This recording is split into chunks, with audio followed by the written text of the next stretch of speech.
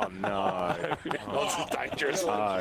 This is dangerous. What's going on here? Oh, no. Why don't you play? Nah, just resting.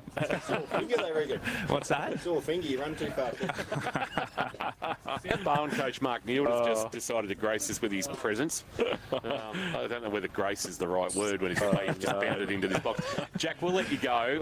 Jack, as you leave us, please send us a copy of that, and we'll share it on our social media about how the genesis of your wonderful Anzac Day jumper came about. Good luck with the recovery, and fingers crossed you might be back for the big freeze game. Yes, on the hopefully. Sunday against. Fingers crossed. You can push Birchie down, and then you can come around and kick the footy as well. That'd be fantastic. That'd be nice. But yeah, hopefully back, and thanks for having me. Do you want to give the microphone to Neildy, because I'm sure he's got something to say. Jack Buckley for Inspirations Paint. What's your next project? 138 Torquay Road in Grovedale. Mark Neal doesn't need the headset because he's just got the microphone. Laurie Hill's just working out that. Neildy for the first time this year on Carrotfootball.live. Good afternoon. Good afternoon, everyone. How are we?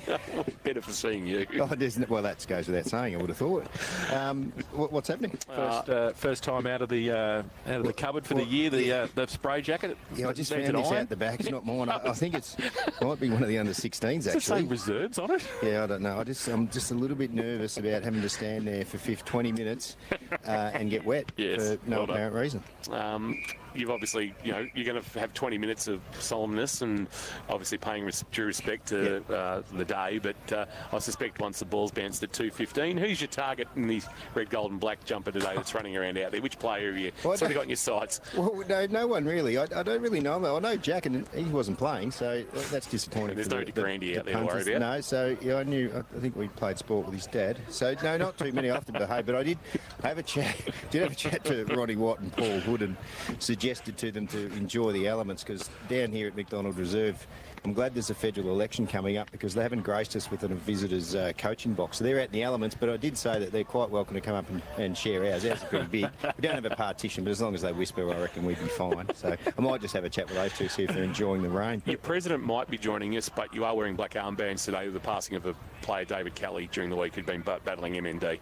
Yeah, we are, Kingy. And that previous captain of the football netball club, I believe, yes, and fought a long battle against MND. So that's to remember him. And we've also had one of our players, Zach Bell. His grandma actually died during the week as well, so we've got him on for that reason as well, Kingy. What are we keeping an eye out for today? First time we've seen you since Grand Final Day last year. You've got some different personnel on Grand Final Day. What can we expect to see? Well, it depends, I suppose, Kingy, on how the rain goes as to what style of game the two teams will be able to put on for everybody that's come out for a look. I think from our point of view, we're still predominantly young. We've got a couple of older guys. We're just looking to be slightly better in a few areas than what we were last year. We'll just see it. A couple of debutants, Paddy Burke in from Inverleigh and Oscar Pollock, who's come up from Port Fairy on Geelong VFL list. Can you tell us a little bit about those two? Yeah, so Paddy Burke, he just turned up and wanted to have a go over pre-season, King, just to see if he could get a game at a GFNL club. So he's been really impressive over pre-season. The things we like about Paddy, his contest work, he runs through the contest and he's pretty quick getting the ball from hand to foot. He would have counted himself dreadfully unlucky not to play in round one, and he went out in the reserves game and was clearly our best player, so that earned him the right to have a crack at it today. So he'll play through the midfield and high half forward. Oscar Pollock, talented young kid on the Cats VFL list. We actually came across Oscar last year. He was making the trip with his dad once a week from Port Fairy to train with the Cats VFL, and our footy and netball club have a number of people from the Western District, so it was just a connection through them, through Todd White. He apparently, and hi Ronnie, he apparently knows everybody down there, so he needed a feeder club. He's been injured over pre-season. Ronnie's missed the forecast. He's out there in shorts. He'll be very wet and cold later on. So they're the two that we can go with. Neildy, you've got what are you laughing at? Lift, don't let me get inside your head. You've got a new coaching lineup as well, a number of who are former senior coaches themselves. How beneficial has that been for your program? Well, really good, actually. So first on that, I'll touch on Ron Watt walking past. Ronnie actually sent me a text message during the week, and I think he might have mentioned it on KRAC. He was surprised that I was still here. We've got so many coaches, he felt that there was nothing for me to do, which is probably fair enough, and I would suggest that's calling the pot calling calling the kettle black because I think Hoodie has a fair say in what goes on there. But anyway, what was your question? Oh, the coaches, right. No, they're really good. So what we're doing there, they've all got experience, which is great. So we're still searching for the format with the coaches that will help our players the most. Like I said before, the majority of our players are under 24. So we've got what we can provide for them what we are providing for them is a really experienced coaching group, and we're challenging the coaches and the players to build really strong relationships and just to assist them. So for the moment, Kane Marsh is looking after the backs, Alex Tatora is looking after the midfield, Josh Corbett has the forwards, and Damien McMahon is looking over the whole strategy of the game with me. What we will be doing though at a certain time during the year, we're going to swap the lines, and they'll all do different roles after week 6, and we'll do it again after week 12. See you post-game, Newdy. Best of luck this afternoon. We do have the Anzac Memorial Service that we will take here on carolfootball.live, and for those who are listening to us want to see it, AFL Barwon TV is underway as well. Appreciate you dropping in for Inspirations Paint. I actually come over to see if there's any spare lunch, to be honest, but there isn't, so I'll leave and I'll see. The queue at the Canteen King is insane, and I can't really just bump everyone and go to the front. Normally I would, but on a day like today... Normally you would, No, I know. I've got to do the right thing. I've been looking after my grandson, so I've got to behave. All right, everyone have a great day. Yes, I'll depart now. Bye. All the best. Bye for now. Bye for now. Yield. I mean, seriously, you should leave a bit in the script for it, in the pre-game, because you know it was always going to happen. It was going to happen. Yeah, we are running really late. Yeah, because Tim of that. Sherman was coming back. The KFC X-Poll. Get into KFC today and taste the habanero hot and crispy. Try that. They've been queuing up for that. Just came in this week, the habanero hot and crispy. KFC poll, simple. Just jump on the KFC X at Carol Football and pick who wins today, South Barwon or St Joseph's. Maybe we better do an update. It'll be pretty 50-50, I would have thought, give between me the two teams. Please hold call. Please hold, caller. Please hold. Hang on, I should have had this prepared a little bit earlier. Please hold. It's 39-61, Joey's favour. Yeah, right. So, a break. Back on the other side, Anzac ceremony and the build-up to a big clash between South Barwon and St Joseph's. We're before the bounce for Team Tyre Power and the Ponds and Norland Hotels. Do something special this Mother's Day at the Warren Ponds Hotel. Book your table now. And for Apco Cafe 24/7, grab a fast twitch energy drink. Live, breathe, Carrot Footy.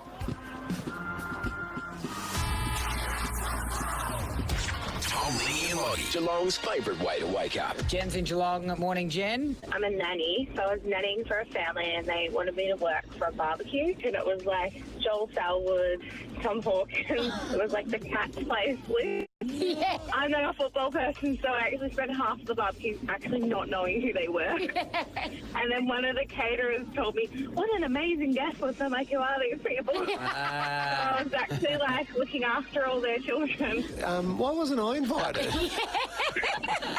No, you were there, Lingy. She just doesn't know who you are. New year, same gear.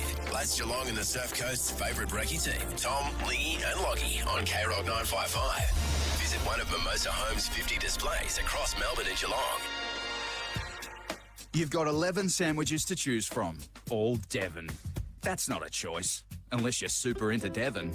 What holds for sandwiches holds for paint projects. You want real choice. No one stocks a greater range of Dulux paints and products or gives you tips and advice on how to use them than your local Inspirations Paint store. That's what makes them the Dulux approved specialist. What's your next project? Inspirations Paint, Grovedale, 138 Torquay Road. Metricon gives you freedom to get more of what you really want in a brand new home. More space, more light, and all at a price you can afford. Like the family favourite 4-bedroom Amira 20 with Kingston facade from $223,900. Yes, under 224 grand. But hurry, first 40 buyers only. Search Metricon Homes today. Conditions apply. Exclude site costs. Geelong Build Region. CDBU 52967. Hi, Paddy Dangerfield here for Rex Gorell. How do you pick the winning team? You look for experience, knowledge and quality. That's why you can trust Rex Gorell for your next new or used car. Family owned with Geelong's best car brands and value that puts them on top of the ladder. Do what I've done and join the winning team at Rex Gorell. Rex Gorell, Fine Street, Gordon Avenue and Latrobe Terrace, Geelong. Visit rexgorell.com.au. LMCTs 1308 8349 6593 486 and 10191. At APCO, we know your time is precious. So download the APCO app to skip the queue and pay for your fuel from the comfort of your car. Love our Jaffles and award-winning coffee? Pre-order through the APCO app. No more waiting in line, just grab and go. Shop the way you want, when you want. Just search APCO app in your app store and start saving time today. APCO Cafe 24/7. We've got you.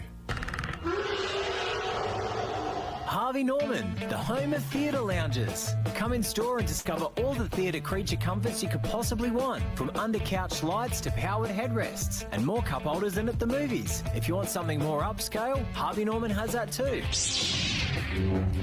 The movies are meant to be enjoyed in comfort in front of the biggest TV possible. So create the greatest home theatre ever, only at Harvey Norman, Corio and Warren Ponds. Since a bloke named Bill started cutting timber in a mill back in 1980, Barwon Timber's been the builder's best mate ever since. Whether you're stick framing or need prefab frames and trusses, Barwon Timber's got what you need for every building stage. Geelong owned and operated with trade quality products in stock, ready to go. Barwon Timber, Fellmongers Road, Breakwater. The team that builders just keep coming back for. I'm going down to Barwon Timber. Thanks to our #1 ticket holder, APCO. Fueled by APCO Cafe 24/7. And we're before the bounce, thanks to Team Tyre Power and the Ponds and Norlane Hotels. Team Tyre Power is your one-stop shop for all tyres and wheels in Belmont, Drysdale, North Geelong and Torquay, not too far away from the Anzac Observance that will take place ahead of the bounce of the ball at 2:15. St Joseph's and South Barwon. Tom King, Jason Doherty, Matt Dowling and Jane Birch bringing you all the action from McDonald Reserve on a Friday afternoon. Weather-wise, Jace, for Goddings, you've just been keeping an eye on the radar, and Birchie's about to go and put her feet out on the McDonald Reserve's surface that she knows so well. But what's the radar saying? Are we going to see any more rain? Yes, a sprinkling coming from the northwest, which is interesting. It doesn't normally come from there, but there is a bit over Bendigo, Creswick and Ballarat, so it is heading a little bit our way, but scattered showers, I would suspect, throughout the afternoon. Thank you for that. Birchie, down to you, Boundary Side. Boundary Side for Leopold Sport is your complete family venue. Just the lights are actually on here at McDonald Reserve. Yeah, the lights are on. That light has really sort of dimmed down, and it is. I've got my Asics Kingy onto the surface, and it is a little bit slippery, but plenty of grass coverage, a few little divots from some earlier games, but yeah, no excuses really. Once they get used to it, they'll be into it. Absolutely. So only the one change for St Joseph's. Liam Betson in for Ben Clark. We believe Ben Clark is actually injured. He didn't play in the twos. I'm not sure of the injury, but still missing the likes of Buckley, Chafer and Paddy de Grande. We spoke with Jack Buckley a bit earlier. South Barwon, 3 changes. Paddy Birkin from Inverleigh, Premiership player with the Hawks in 2023. Oscar Pollock, Harry Cunningham missed round 1 against Grovedale, and Alco Burns, Jackson Elzinger and Paddy Kelly back to the VFL. Burns playing in the reserves. I know South it was some late calls being made at Geelong VFL. I believe Jed Buse is actually a chance to play VFL on Sunday, which is a little bit ahead of time. He actually was still listed as 1 to 3 weeks away with that finger injury, but the discussion around town is about him and playing VFL. The other discussion is about Ollie Wiltshire. He will find out today whether he's making his AFL debut, and the other talk is that Mitch Nevitt is not right after you saw him cop that knock on Monday. Copped a bad corky, on Monday. Yeah. I'd be surprised if he played, to be honest with you. So whether we get that 6-day turnaround. So the players are just making their way into position. Our very own Dean Gray has been able to set up a very nice little arrangement for this Anzac Memorial Observance, which we'll take in full here at McDonald Reserve. We've also got footballers from Thompson lining up as well, with the women's football being played down on the background here. We had a game earlier between South Barwon and Newtown. Joey's women's players here as well. The netballers and the reserve grade players also coming out. So there are plenty to be involved in this Anzac Observance, which we'll take very, very shortly from down at ground level. Birchie, down to you. Just got your eye on something down there. New fence here, by the way, at McDonald Reserve. Yeah, it looks excellent. It sort of just brought it all together. A lot of the grounds now have this fence so it's all enclosed. Don't have to go fetching balls and things like that, but they've been doing it in stages, and they've got it ready for the big day, which is great. And netting both ends of the ground as well, which the ball has disappeared over the journey down the, especially at the northern end of the ground, down into the little valley. What is that? The viaduct down there. Yeah. What is that? I don't know. It's always been there like that. Random. We're before the bounce for Team Tyre Power and the Ponds and Norlane Hotels. Do something special this Mother's Day at the Warm Ponds Hotel. Book your table now. I think we're not too far away from taking the observance here at McDonald Reserve. There'll be laying of wreaths, obviously the ode and the national anthem as well before we get into a big clash between Seth Barwon and Joe. Just had Bill McCann drop by. He dropped off a 1956 penny for me to commemorate the day. 17 pennies he said he's done today. He's done some for the umpires, for the respective clubs, and there will also obviously be an Anzac medalist. Now, well. Bill's an old principal. He is. I would have hoped to think that Bill knows that if he brings one for one, to bring one for everybody in the van, it's not good, really, Bill. Come on. No, well done, well done, well done, Bill. Well done. The fact that he just thought of K-Rock was very, very kind of Bill. So No, he's old school and pass the parcel. We only had one winner. That's true too. Ben Clark's got gastro. Right. There you go. I got that straight from nearly from the horse's mouth. Ben's sister is best friends with one of my daughters. So inside info, George. They're listening to us right now. Got the gastro. Right. And I won't say the last one that she sent, Tom. Right. Let's take the Anzac observance.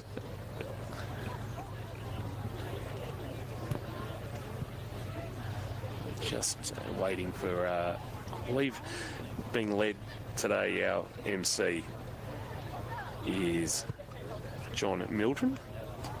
We'll start with an acknowledgement of country and joined today by the likes of the Federal MP, Member for Crow, on the Honourable Richard Marles, Deputy Prime Minister, President of the Geelong RSL, Mark Lee, President of Geelong and District Vietnam Veterans, David Sikorsky, guest speaker Greg Ryan from the City of Greater Geelong, Councillors Ron Nelson, Andrew Kados, Eddie Contell, Melissa Cadwell and Emma Sinclair.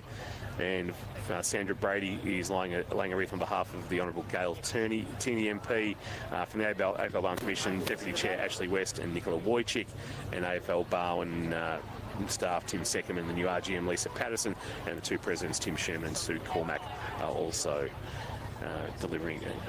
laying wreaths, and the ode will be delivered by Mark Lee from the Geelong RSL, and there'll be a last post and a minute's silence before Advance Australia Fair with the Geelong Memorial Band in position here at McDonald Reserve. Before we do take the MC, just some team news. Logan Wagner out of the Leopold lineup with a delayed concussion, so he will be missing. Tom Feely, they still haven't got an update on that knee issue with the medial, so we'll keep an eye on that. Thank you for your patience. We're just waiting for one more of our guests to arrive, and we'll start proceedings. Thank you. So we're just waiting for a guest to arrive. Is it the Deputy PM? I'm not sure. Not sure. Out of the Colac team, Seb Ross. Yes, on a pre-planned holiday. Yes. Corps landed on the shores of Gallipoli Peninsula. Some 2,000 Australians were killed or wounded on that day. They were the first to land, and New Zealanders followed later in the day. They advanced about a mile in some places, less in others, but they could go no further. For the next 8 months, the campaign was a stalemate. In December, the Anzacs were evacuated. By then, about 8,000 were a chance to honour the original Anzacs, the Australians and New Zealanders who fought on Gallipoli. Then it became a day for those who had served in the First World War. With Australians experiencing the Second World War, to honour all who have lost their lives in military operations carried out in our country's name. We honour the values that have been invested in the original Anzacs: loyalty, selflessness and courage, and the ways in which later generations have measured their own achievements against those of the soldiers who fought at Gallipoli. I'll now hand over to our MC, John Mildren, to start our proceedings.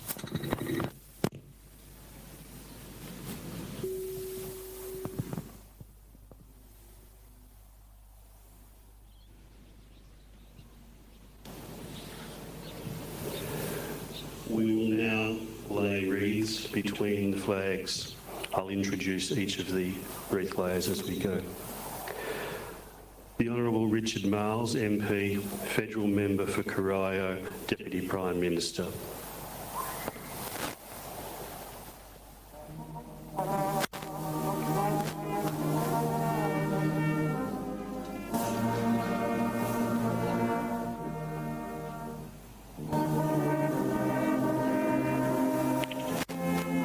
Mark Lee, President of the Geelong RSL.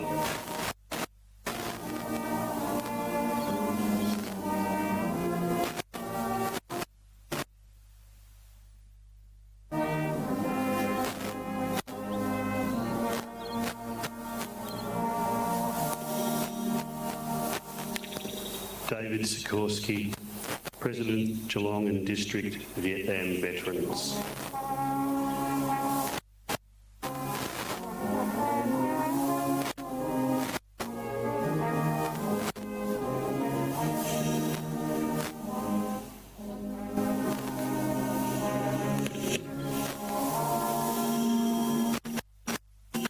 Greg Ryan, our guest speaker.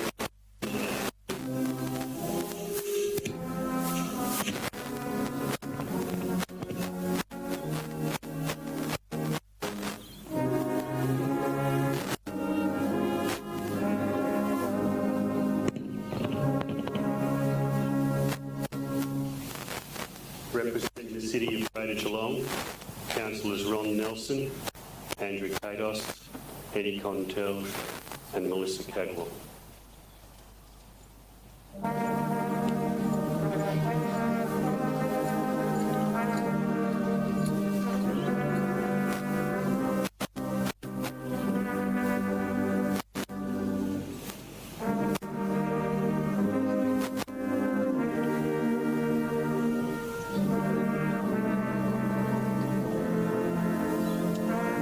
Representing AFL Barwon Commission, Ashley West, Nicole Watch.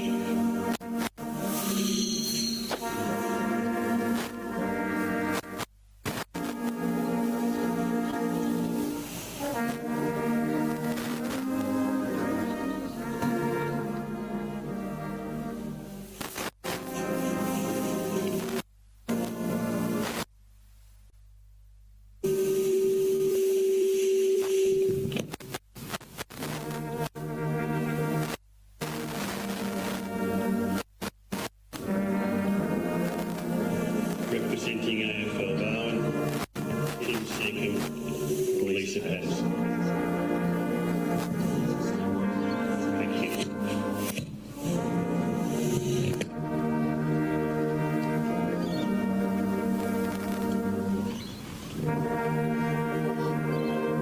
Our club presidents, Tim Sherman and representing St Joseph's Football Netball Club, Scott Delaney.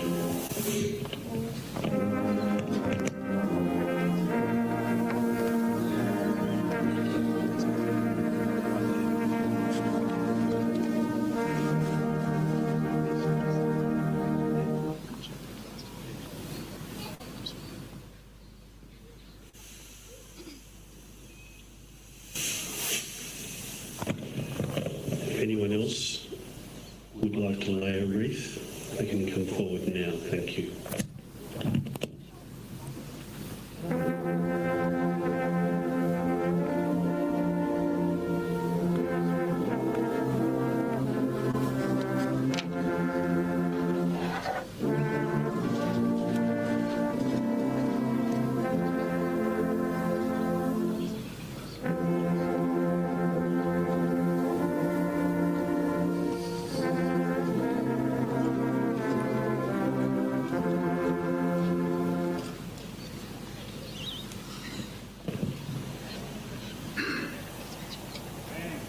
I'd like to acknowledge that the Honourable Galatini, MP, Member for Western Victoria, sends her apologies this afternoon.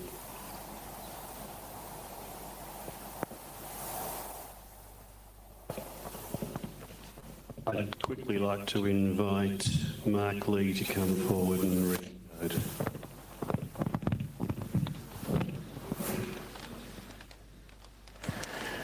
They shall grow not old, as we that are left grow old. Age shall not weary them, nor do the years condemn. At the going down of the sun, and in the morning, we will remember them, lest we forget. And thank you for the rain.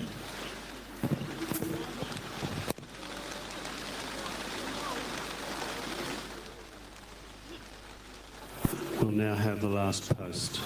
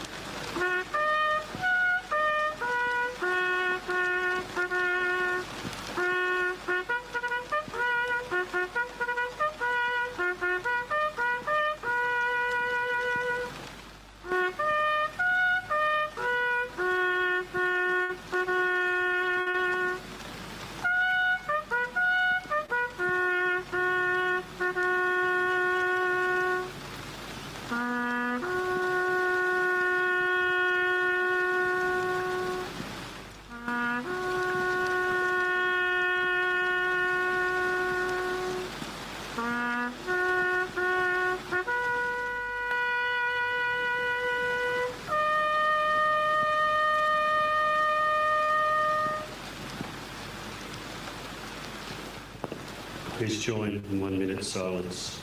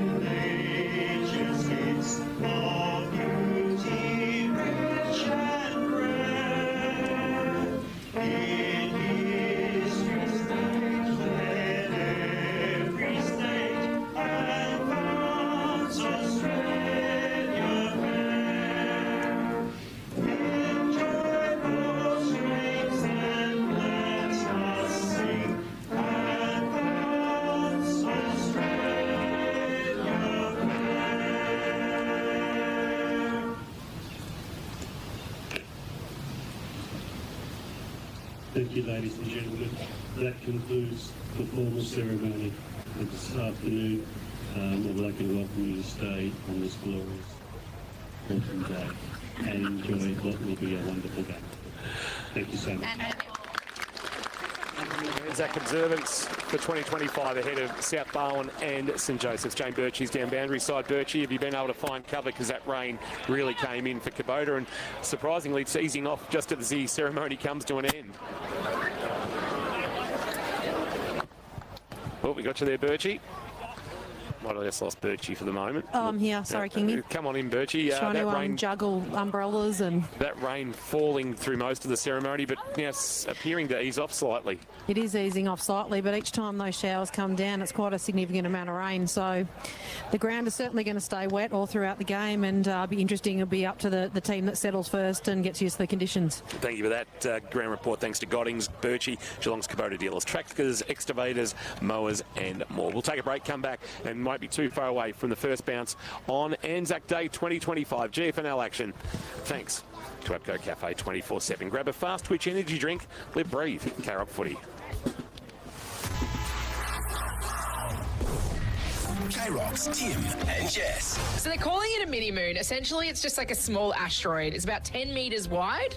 It's coming so close to the Earth that it's getting picked up by the... gravitational pull. And it's going to do one loop and then get flung straight back out into the universe. Yeah. Can we give it a more catchy name? Murray the Moon. Murray the Moon. There we go. Excellent. That's all I needed. They're expecting Murray to start his orbit as of September 29. That's nice. Now I'm worried for Murray. The Murray worry is quite high. Thank you very much. Voted by a panel of their peers to most likely make you laugh whilst driving home in 2025. Tim and Jess on K-Rock. Your future, your hands. Study at the Gordon. Add a little bit of, a sprinkling of, Ooh. and a pinch of. Oppie's Bistro at the Norlane Hotel has a new executive chef and a new head chef. The perfect ingredients for amazing food. The new menu is loaded with flavour, from herb-crusted barramundi to crispy pork belly.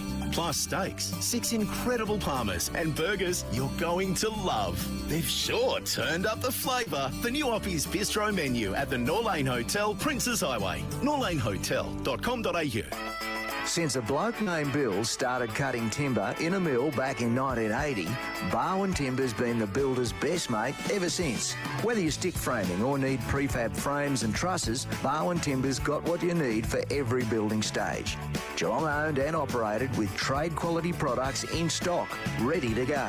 Barwon Timber, Fellmongers Road, Breakwater. The team that builders just keep coming back for. I'm going down to Barwon Timber. Hamlin Homes, with over 40 years of commitment, building homes throughout Geelong and the Surf Coast. Hamlin Homes is family operated, born, raised and living in Geelong, and committed to thriving into the future. Committed to building quality, sustainable homes. Committed to supporting you throughout your building journey. Hamlin Homes, built on a commitment to local trades, using premium quality materials, including a roof made from Colorbond steel. Hamlin.com.au, CDB-U 52938. Don't panic, call Steamatic. Steamatic Geelong introduces mobile laser cleaning services using world-leading technology. This is the future of cleaning and surface preparation, using nothing more than the touch of light. Whether it's food manufacturing, injection mould and tool cleaning, or paint and corrosion removal, take advantage of this dustless, non-abrasive, chemical-free technology. Another winning solution from Geelong's cleaning and restoration specialists. Visit steamatic.com.au. Since a bloke named Bill started cutting timber in a mill back in 1980, Barwon Timber's been the builder's best mate ever since. Whether you're stick framing or need prefab frames and trusses, Barwon Timber's got what you need for every building stage. Geelong owned and operated with trade quality products in stock, ready to go. Barwon Timber, Fellmongers Road, Breakwater. The team that builders just keep coming back for. I'm going down to Barwon Timber. Breakwater Metalland. Steel projects made easy. Need your steel cut to any size while you wait? Easy. Need your order delivered anywhere within 50 Ks? Easy. Want a better choice of steel products like flat bar, RHS, SHS and angle steel products? Easy. At Breakwater Metalland, they love talking steel and they'll recommend the right products to make your job easy. For your construction, landscaping or DIY project, choose Breakwater Metalland for steel products made easy. BreakwaterMetalland.com.au. Thanks to our #1 ticket holder, APCO. Fueled by APCO Cafe 24/7. We are right before the bounce, thanks to Team Tyre Power and the Ponds and Norlane Hotels. Do something special this Mother's Day, only a couple of weeks away at the Warm Ponds Hotel. Book your table now. Great work by our very own Dean Gray, our executive engineer, who was able to bring us that Anzac Observance. We really appreciate, Dino, the work that you have done today, and he's got himself a little bit wet in the process. He's going home to thaw out. Talking about somebody who might need to thaw out at the end of the day is Jane Birch. Birchie, down to you, boundary side for Leopold Sporties, your complete family venue. Birchie, conditions underfoot after that latest sprinkling of rain. Oh, no Birchie for the moment. I reckon I have turned Birchie on, I'm sure of it, on the boundary button. Where are you, Birchie? Have you disappeared on us? No. She might be in the rooms for a hamburger. We've lost Birchie for a moment. I'm back again. There we go. Joey's won the toss, and they'll kick towards the, what are we calling that, Kingy? Not the Clairvaux end, the city end, or the northern end. The northern end. The northern end, yeah. Yes, so they're kicking to the northern end. There is no breeze to speak of, so perhaps just they warmed up down that end, so they've chosen that way. The Geelong Tech end for the old timers, or the South Barwon Secondary College. South Barwon Secondary College. I did my teaching rounds there. Did you? South Barwon. Many years ago, Matt. Thank you for that. Head-to-head for Breakwater Meadowland. Matt Dowling in the expert's chair. Dowlo for Steel Projects Made Easy. That's Breakwater Meadowland. Yes, an exciting head-to-head battle today. It's almost a battle head-to-head of the coaches, but I'm going with the battle of the small forwards. Lockie Noble, South Barwon, coming off 5 goals against Grovedale. 100th game for Lockie Noble today, 2 as well. And Max McLaughlin getting from into Kingy territory there, Max McLaughlin from St Joey's get some impact around stoppage and get a little bit crafty. Thank you for that. Breakwater Meadowland, Steel Projects Made Easy, Leather Street in Breakwater. Game 50 for Oscar Morrison this afternoon as well, after debuting back in early 2021. Only played 2 games that year while on the Falcons list, but has since become, well, he was a defender back then. It's up forward for St Joey's, so interesting to see how the conditions might impact their impact on the game today. But yes, they certainly have started well this season. All right, the KFC poll is in, and get into KFC today and taste a habanero cotton crispy. Joey 60%, South 40% on that KFC X poll. Winner in margin, Laurie Hill. Joey's by 18 points for Laurie Hill. Birchie down boundary side for Leopold Sporties. I feel like St Joe's will be too strong as well. 20 points for me. Dowlo. Joey's by 25 points. Jace. Well, I picked South Barwon during the week, but Joey's will win by 3 points. I can't wait for Ethan Boris and Liam Kershaw on each other on the wing. That'd be a good Wombat Gully Plant Farm matchup. I'm going South Barwon. I'm going against the grain today. Of course you are. To end the hoodoo. After 10 years, well, actually, it goes back to 2013, they last won. I reckon today they finally win on Anzac Day over St Joseph's. Players are in position. Birchie's in position down boundary side. Umpires today, David Chaston, Tim Callender, and with the ball is Stephen Ritchie. Our own Jason Boris from Pixel Sports Media is braving the elements. Not really, he's underneath our awning here and getting some of the best snaps you'll see in local footy. His first quarter action, thanks to Harvey Norman on Anzac Day. Here is Jason Dowie. And a pair of number 6s go up in the ruck as well. Ben Callett and Eddie McCoy comes towards Chris Hughes. Chris Hughes off the wing for South Barwon. He gets the ball back in towards the middle. Boris off the opposite wing. He comes in. He can't pick up very slippery early on, as you expect. Betson picks it up in the middle. Keelan goes inside 50 with the kick. South Barwon get back there. Got the numbers at the back of the pack, though. Morrison, we just talked about him. Goff gets back goalkeeper style. And it puts it through for 1 behind. First score on the board, a rush behind St Joey's. And that took all of 30 seconds in this first term. Short kick in, marked in the right back pocket by Goff. He can go short to Driver. As we keep an eye on some Wombat Gully Plant Farm matchups. We're playing with the yellow footy in these conditions too, as he puts it under the chest of Wiedemann, a right half back for South. His brother played in the reserves. Huge raps on him. Wiedemann, the left footer, sending it towards the centre wing position. Calder to fly in the wet conditions, couldn't hang on to it. Hitting it at pace is Cunningham into the side today for the first time. Kick inside forward 50. Fraser Ford is all alone in acres of space. A low scything ball has missed to the right. How did he get out the back, Dowlo, like that? Yes, just able to slip out the back there and lengthen the ground and provide a target for them when moving the ball quickly. So behind to South Barwon. Ties things up here in the Anzac Day game. Luke Webb goes to get the footy at the Clairvaux / South Barwon College / Geelong Tech end. And he's going to kick it in short. And finds the target. It was Al Hickey gets it back to Webb, who runs past and then goes long towards centre wing. Big pack there over the back. Oscar Morrison comes at it, tries the don't argue. He did the don't argue okay, but he couldn't get Tom Pearce. And the ball goes over the boundary line. Couldn't get it past Tom Pearce. And we will have a boundary throw-in, centre wing on the outer side. Eddie McCoy certainly going to find out again that he's rucking against a real talent in Callett on the Werribee VFL this year, Ben Callett. From position one, the tap down. Joey's have got numbers. Gow went to go off the ground. Ball rolls towards the boundary line. Madigan, who was in the mix to play VFL again this week after making his debut last Sunday against Box Hill. Not required by the Cats at this stage, so that tells me that Jed Buse might have got up to play VFL, which is great for the veteran Cats defender. The true centre wing will have it hurled back into play. McCoy from position. Callett from behind maybe got a piece of it. Trying to soccer off the ground was Boris. Tried to dribble it like a basketball and then was able to get a boot on it. They'll go forward.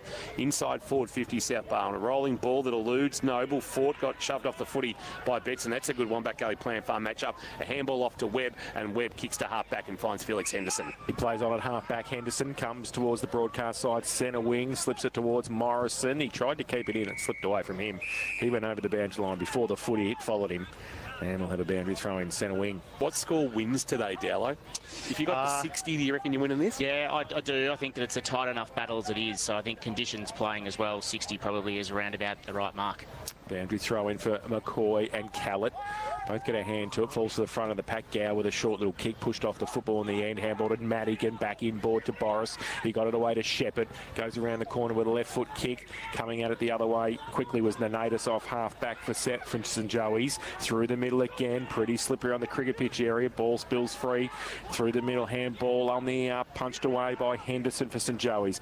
Goes to the outboard. Kershaw now at centre wing. Measures the pass beautifully. Was that a push to Lewis? Umpire said no, play on. And getting away with it is Goff. Goff with a handball on the up. Boris, did he want to bounce that? That's holding the ball. Gee, that was cheeky. He wanted to bounce it. He was under pressure, and the umpire's going to ping you every time for that. Do you think it was a game of basketball?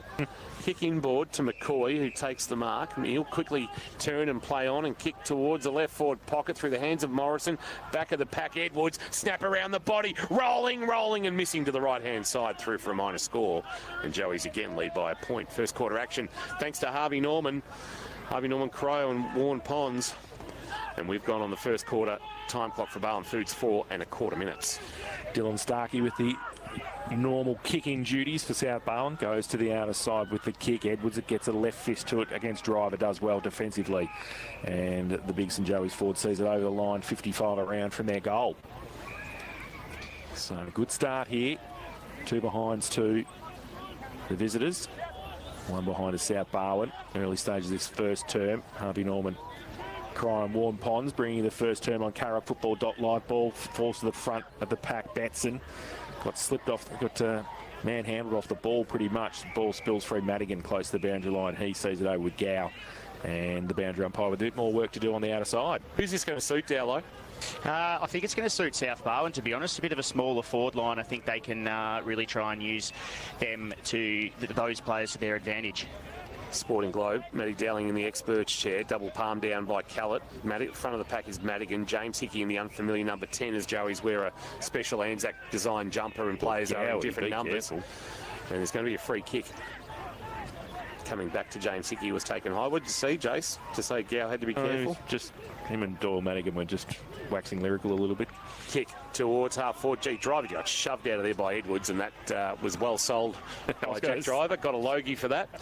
Concede some ground back to Goff. Goff a handball off, and they'll look to build through Starkey. He'll come to the corridor onto the chest of Hughes, who missed last year's grand final through injury. Kick towards right half back to the run of Wiedemann. The ball will skid away from him towards the boundary line. He'll try to get back onto his left-hand side. Aware of that was Henderson. He laid the tackle, but the kick away was able to be going forward 20-odd metres, but marked by Alex Hickey, who marks a true centre wing for St Joseph's. The skipper sends it towards forward 50. Goff will see himself. Actually, 3 South Barwon players flew. There's going to be a push, though. The 3 of them conspired to actually give Edwards a nudge, and then McLaughlin's taken the advantage. Snap over his left shoulder, and he's missed.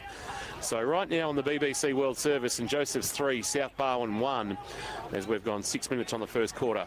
Barwon Foods time clock. Barwon Foods sells the freshest fish direct to you, Donga Road in North Geelong. Had some of their oysters during the week. They were elite. So Starkey to kick in for the Swans again. Comes broadcast side this time. Well, in the end, pretty much down the middle. Not marked, not taken, but the Swans have got the numbers.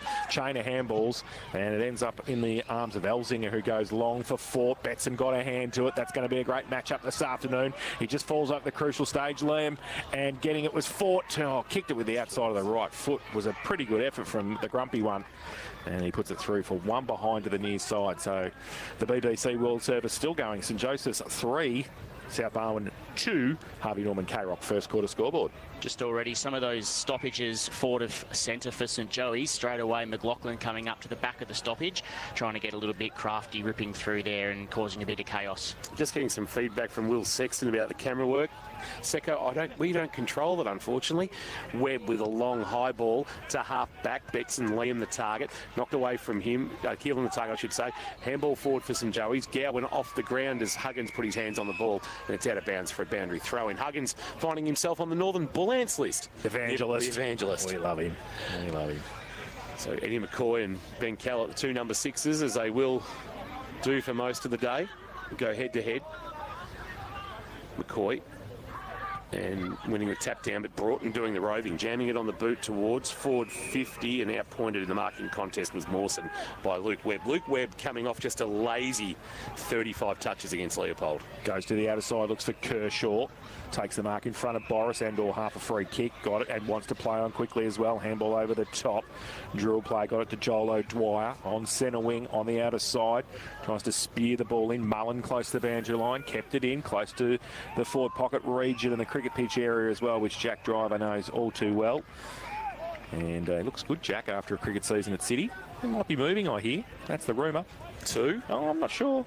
Not sure, but he plays footy here. Welcome to K-Rock Cricket. Height. Anyway, boundary throw in, right forward pocket for St Joey's.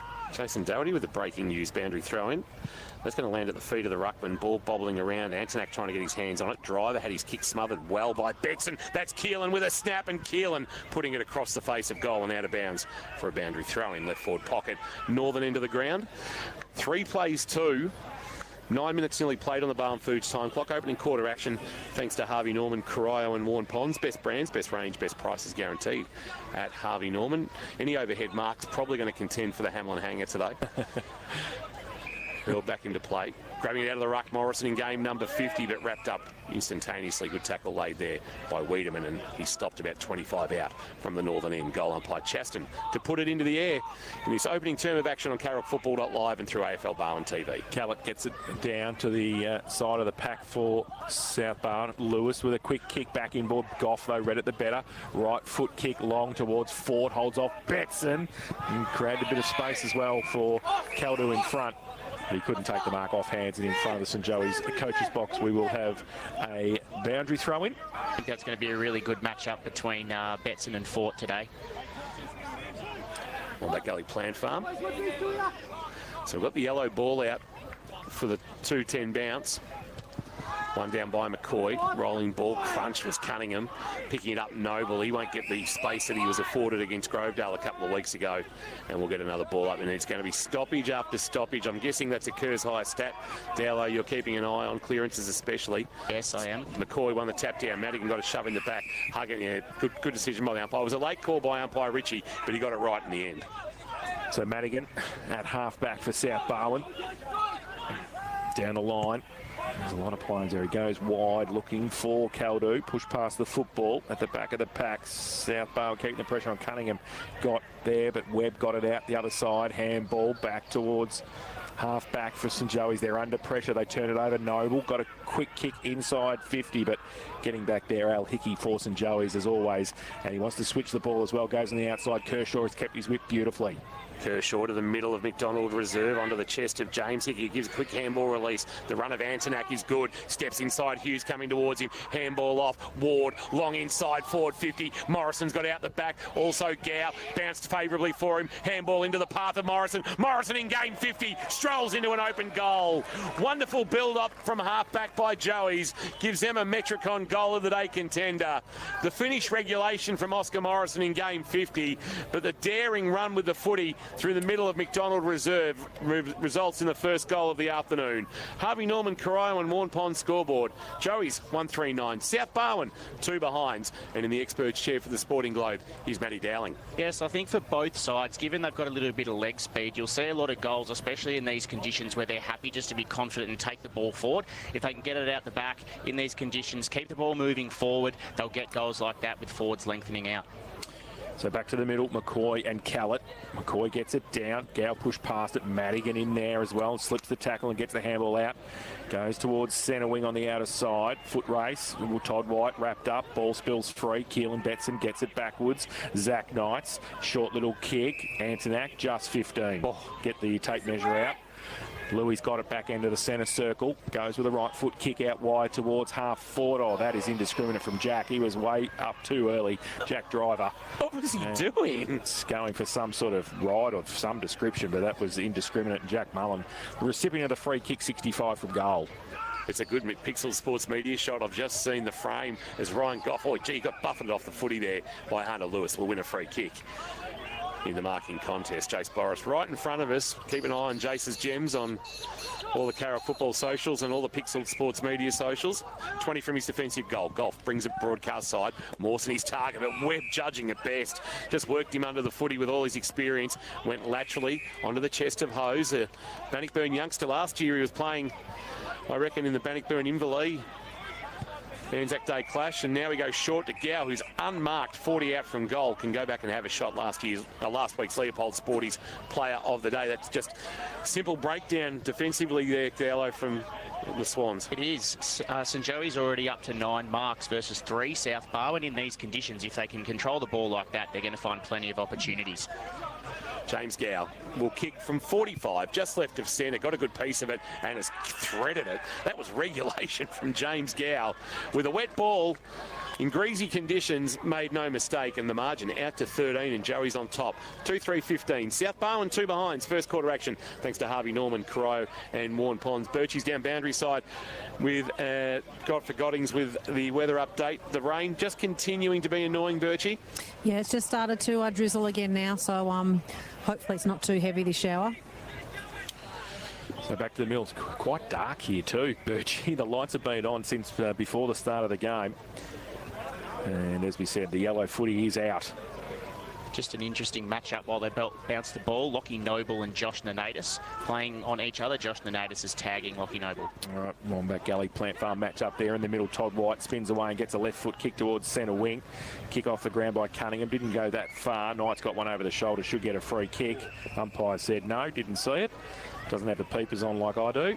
How did he miss but that? He was a bit closer. Surely one of his the other 2 umpires. But anyway, ball up just forward of centre wing for South Barwon. Callett gets it down to the side of the pack. Roved okay as well. Need to get it free. White.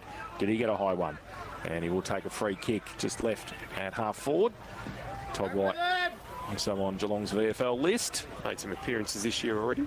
He's going to try and push it forward. There he goes, short actually, to the outer side. It's okay, Madigan made some space. He goes towards Fraser Fork. Great pick up, a great tackle by O'Dwyer. Ball spills free. Great defensive play from Joel O'Dwyer.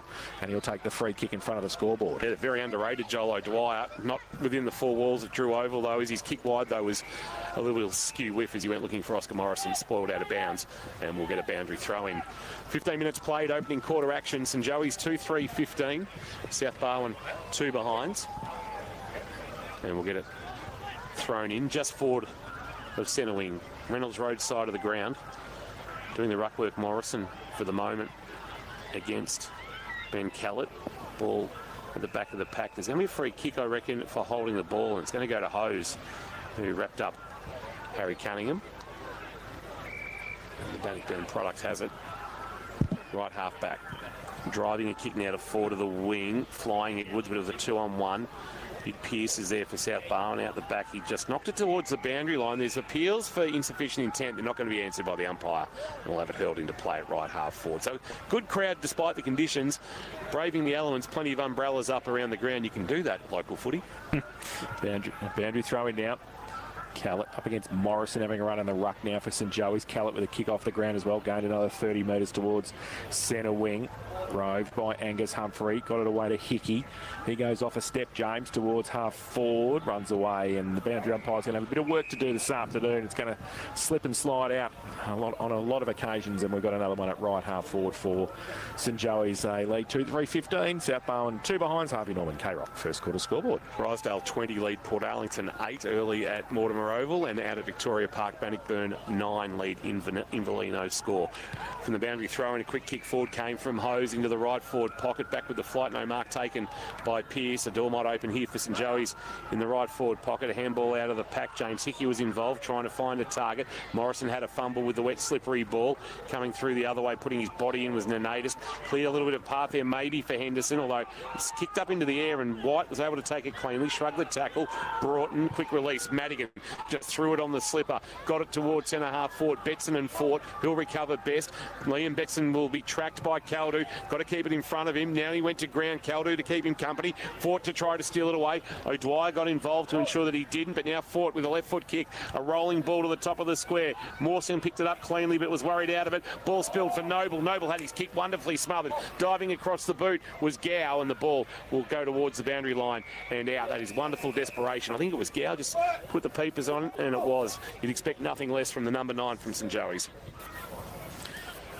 So boundary throwing, South Barwon deep into their attacking zone. Morrison, as we said, is having a run on the ruck for St Joey's at the moment. Replacing Eddie McCoy. He's going to do the ruck working against Max Mawson in South Barwon's forward zone. Morrison gets to the front, gets it down. Rowed by Cunningham, got one high. Umpire says yes, he did. And Harry Cunningham will take the free kick about 40 metres out on a fairly acute angle. But as Birchie said earlier, no breeze to speak of, so yeah, we'll see how Harry Cunningham goes.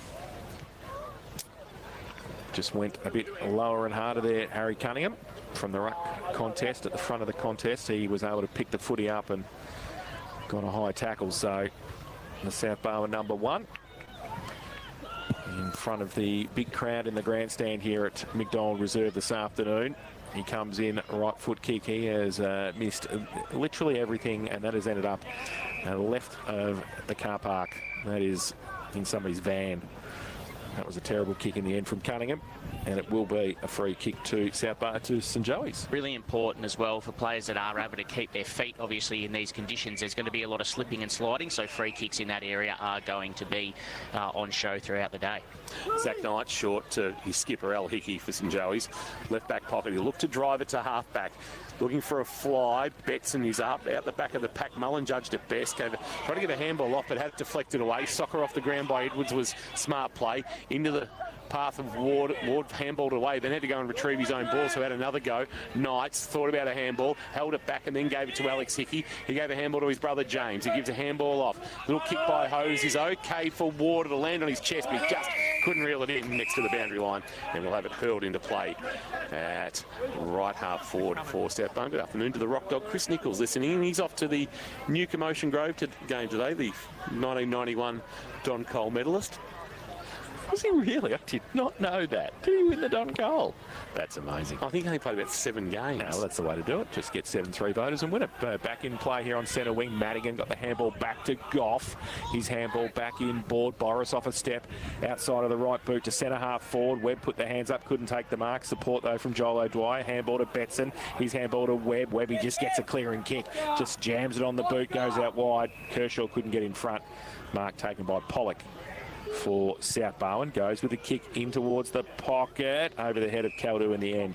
Joel O'Dwyer right next to him, and we will have another boundary throw in the left forward pocket for the Swans. That rain's not abating, Birchie. No, it's a decent shower, this one. Set in a little bit. Birchie down boundary side for Leopold Sporties. Your complete family venue, 135 Kensington Road in Leopold. They might be getting my patronage tonight. Ball back into play. Tap down by Liam Betson. He's on hands and knees. He might have caught one high. Umpire said play on. Ford in the long sleeves, getting over the top there. Here's a chance for James, who we haven't called a lot of. Top of the square, Caldu flew. McLaughlin found the loose footy for St Joey's. Lost in the tackle of White. He might win a free kick, I reckon. He was dealt with indiscriminately by Todd White, Max McLaughlin, and doing some good work back to help out. Max McLaughlin spends a lot of his time on the wing, Dowlow, but I've seen through the first few weeks he's that willingness just to work back. Yeah, absolutely. He started forward and then moved up onto the ball, and then he's folding back to help defend as well. His kick is well marked by Hose at left half back. He'll send a kick to the wing. Edwards with a fly over the top of the pack, couldn't hang on to it. Starkey off the hands of the pack, harassed out of it. That was good pressure at ground level, and the ball is knocked out of bounds, and we'll get a boundary throw. That was Jack Mullen ensuring that ball became a stoppage out of bounds at true centre wing. Broadcast side, St Joey's 2-3-15, South Barwon 2 behind in a dark old afternoon where the lights actually are taking some sort of effect here in McDonald Reserve. From the ruck contest, McCoy got a couple of hands to it, but Madigan again, he's had a good first term. His handball to Shepherd. He runs back towards centre wing and spears the ball to Caldu, who covered the path beautifully for the ball, but unfortunately couldn't hang on to it, and it fell out of his arms and out of bounds for a throw-in just forward of centre wing for the Swans. Quite interesting, two South Barwon players sitting off the back of the stoppage. No one from St Joey's picking them up at all. The expert share, thanks to the Sporting Globe. Matt Dowling this afternoon. Ball from the ruck contest. James on hands and knees. Shuffled it out. Can't pick it up, though. James comes back, and also in there quickly was Paddy Burke, doing Paddy Burke stuff. He'd love this sort of stuff. Former Inverleigh mid, and he is wrapped up there. It's going to be a ball up just forward of centre wing again for the Swans. McCoy and Mawson. McCoy won the tap down. Keelan Betson jams it on the boot to the wing. Goff flying but couldn't mark. Just jamming quickly on the board was Ward. A rolling ball tracked by Wiedemann. Lewis just bumped him into the foot. He couldn't take it cleanly. Trying to reef it out of there is Cooper Ward, and we'll get a ball up at left half forward. There was a lot of enjoyment from the Inverleigh folk that Paddy Burke deciding to have a crack at GFL has got a senior debut on Anzac Day. Plenty of comments on the socials. McCoy, the tap down, knocked away from Gow. McLaughlin through traffic, a little soccer that just didn't work out for Ward. Bobbling ball, Callett got a handball out. They'll get out of trouble here. Broughton at right half back will look to drive a kick forward, sends it towards a one-on-one. Fort and Liam Betson. Liam Betson back with the flight with the one hand, couldn't take it, but actually ended up with a footy ball. There's going to be a free kick paid here. Which way? It's going to go to Lockie Noble, and maybe lucky enough to be 50 against Joel O'Dwyer after the whistle went. Well, he's probably not to be certain which way it was going to go, and Lockie Noble will take the resultant free kick at right half forward. 2 behind South Barwon, 2-3-15 St Joey's, 22.5 minutes played on the first quarter. Carrock Barwon Foods time clock. Noble off 5 against Grovedale in round 1. Banging it long to 20 out from goal. Defensive spoil from Webb. Chance at the front of the pack. Pollock! Just missed to the right with a left foot snap. That would have been some sort of first goal in the GFL for the Port Fairy product, but it's missed to the right. It just didn't curl around the goalpost on the left-hand side. It was more right-hand side, and as a result, South Barwon moved to 3 behind. St Joseph's 2-3-15. The margin is 12. So Luke Webb, kick it back in for St Joey's. Goes into the back pocket. Oh, turnover. Bad turnover. Boris can make them pay. Turns around and kicks it up behind. So he missed to the near side, Nathan Boris. And through for another minor score for the Swans. They go to 4 behind. They trail St Joey's 2-3-15. Harvey Norman K-Rock. A first quarter scoreboard, and we've been playing 24.5 minutes on the Barwon Foods time clock. Luke Webb enjoying these conditions, the Tasmanian. Brings it to half back.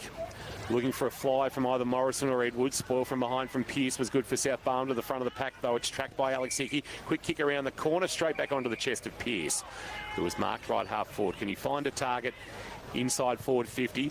He sends it long towards the top of the square again. Spoil came from the St Joey's defence towards the boundary line. Pollock was able to keep it alive once his left boot. Tight angle, and again he's just missed to the near side and through for a minor score. So Oscar Pollock getting his hands on the footy. Couple of opportunities, couple of snaps, but they've both snapped a little bit too snappy. And as a result, South Barwon now moved to 5 behind St Joey's 2-3-15. The margin 10 in this first quarter of action, thanks to Harvey Norman, Corio and Warren Ponds. Luke Webb plays on from full-back, comes broadcast side. Rain really coming down now here at McDonald Reserve. Ball spills free. McCoy at the back. Mawson's in there as well. Ball spills free to Gow. There's a free kick. The umpires picked it out. It's going to come back, and it's going to be a South Barwon free kick for a hold. And I think it was Max Mawson who was held on to after he got rid of the football. So he's going to have the free kick at right half forward for South Barwon. Starkey with a long run next to him to receive, but he elects to go with the kick and goes to the top of the square looking for Fort and Caldu. Ball spills to the side of the pack, coming at it Boris, his handball to nobody in particular. In fact, the umpire said it was holding the ball. And it will be a free kick to Henderson in the last line of defence for St Joey's. Dangerously across the face of goal. And Al Hickey takes it. His handball to Webb. And it's out of bounds, I think, is it? No, it's 50. It is a 50-metre penalty against Cunningham there. So that's going to bring St Joey's out of a bit of a trouble down to half-back. Yeah, South Barwon have just had those repeat stoppages inside 50 or repeat entries inside 50. Short kick to Knights. Knights, who was good last week against Leopold, goes short to Gow, and Gow's got it. True centre wing next to the interchange gates, and Jane Birchew's boundary side for Leopold Sporties today. Gow takes off. Just opens up the angle a bit and pulls a kick to half forward. Edwards flies. Spoil comes to the front of the pack. Madigan is there as always. Handball release. Little fumble, but socket away by Shepherd. It'll skid towards the wing. Well taken by Noble. Quick handball release to White. White try to get it back to Noble. Harassed out of it by Humphrey, who then dives over the top. Lays a tackle and near the point of the square at left half forward. We'll get a ball up. Joey's in attack, leading 2-3-15. South 5 behinds as we go around the grounds for Leopold Sporties. Can tell you that Drysdale 20, lead Port Arlington 8, and Bannockburn at the moment against Inverleigh. The result margin there is 10-0. And Betson gets it from the contest in the middle of the ground.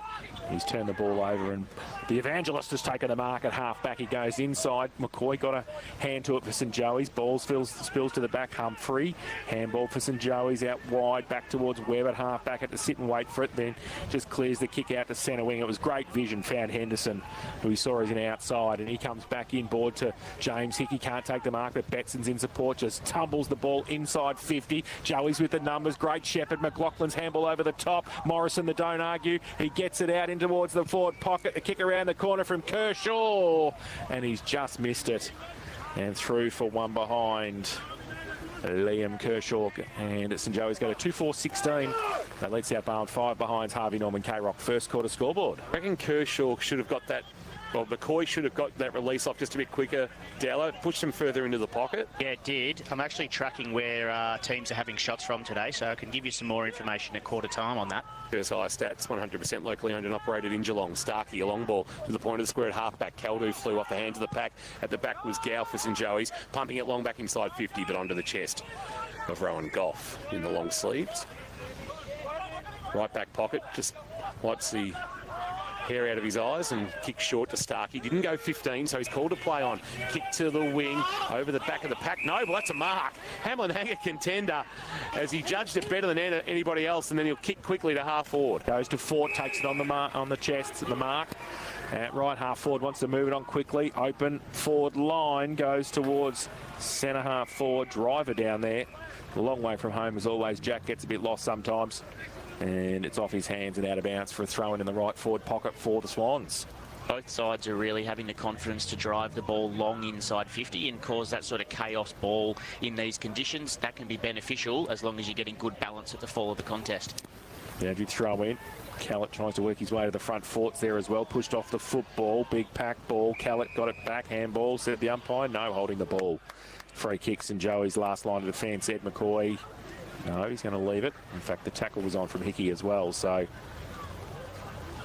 he will take the free kick for St Joey's. Just wants to go towards the boundary, goes towards half-back with the kick. Big pack, oh, good mark, Edwards. In these conditions, that's nearly a Hamlin hanger from Joel Edwards. That's fantastic.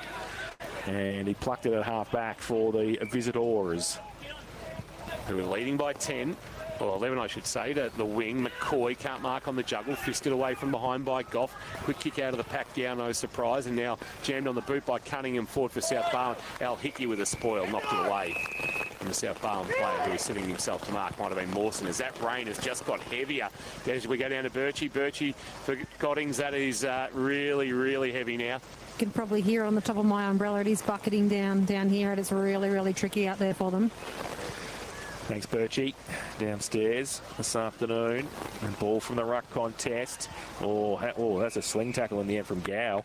The umpire said was holding the ball first, though. And we'll just keep an eye on Johnny Broughton as he got up from that tackle. So James Gow at half back for St Joey's as the siren sounds for quarter time. And it was, well, it's St Joey's 2-4-16. They lead a goalless South Barwon 5 behinds. Tough conditions here at McDonald Reserve. The rain is really coming down hard. They did predict between 4 and 25 mil of rain. Well, I think we're going to get the better than 4 and might nudge towards 25 if it continues like this. But it's not deterring people from coming onto the ground for the quarter time speeches from the respective coaches, Mark Neild and Ron Watt. We'll take a break from here at McDonald Reserve. And there's an 11-point lead on Anzac Day for the men from St Joseph's, looking to continue their hold over the men from South Barwon. It stretches back since 2014. 10 consecutive wins on Anzac Day, looking to make it 11. We'll be back on the other side of this. Thanks to APCO. Grab a Fast Twitch energy drink at APCO Cafe 24/7. Live Breathe, K-Rock Footy.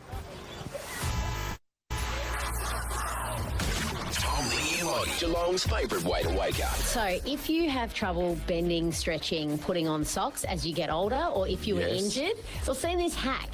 I could use this. Yeah, I know. Because I have to roll on my back at the moment and kind of hook one on my big toe and just anything like that, just to get it started. Of course you do. It's called foreplay. In 2025, Geelong and the Surf Coast's favourite way to wake up is Tom, Lee and Loggy on K-Rock 955. Visit one of Mimosa Homes' 50 displays across Melbourne and Geelong. Since a bloke named Bill started cutting timber in a mill back in 1980, Barwon Timber's been the builder's best mate ever since. Whether you're stick framing or need prefab frames and trusses, Barwon Timber's got what you need for every building stage. Geelong owned and operated with trade quality products in stock, ready to go. Barwon Timber, Fellmongers Road, Breakwater. The team that builders just keep coming back for. I'm going down to Barwon Timber. Great news, Torquay and Warm Ponds. KFC is now open in your part of the world. Drive-through, takeaway, or on your favourite food delivery app. KFC, Torquay and Warm Ponds, now open. Did someone say KFC? When an emergency strikes, every second counts. That's why you need a trusted and reliable emergency department that provides you with the highest level of care. And that's exactly what you'll find at St John of God Geelong's Emergency Department. Open 7 a.m. to 10 p.m, 7 days a week. From chest pains to broken bones, St John of God Geelong's team of experienced doctors and nurses is there, ready to care for you. St John of God Geelong, caring for our community for 50 years. Metricon gives you freedom to get more of what you really want in a brand new home. More space, more light, and all at a price you can afford. Like the family favourite 4-bedroom Amira 20 with Kingston facade from $223,900. Yes, under 224 grand. But hurry, first 40 buyers only. Search Metricon Homes today. Conditions apply. Exclude site costs. Geelong Build Region. CDBU 52967. At Harvey Norman, Corio and Warn Ponds, meet the next generation of computing power. The new Intel Ultra processors. With AI and Windows Copilot, these computers have never been faster or smarter. For technology that's not just ahead of the curve, but bending the curve, talk to Geelong's experts in tech and discover how you can upgrade your world. Harvey Norman, Corio and Warn Ponds, proudly bringing you the future of computers, now. At APCO, we know your time is precious. So download the APCO app to skip the queue and pay for your fuel from the comfort of your car. Love our Jaffles and award-winning coffee? Pre-order through the APCO app. No more waiting in line, just grab and go.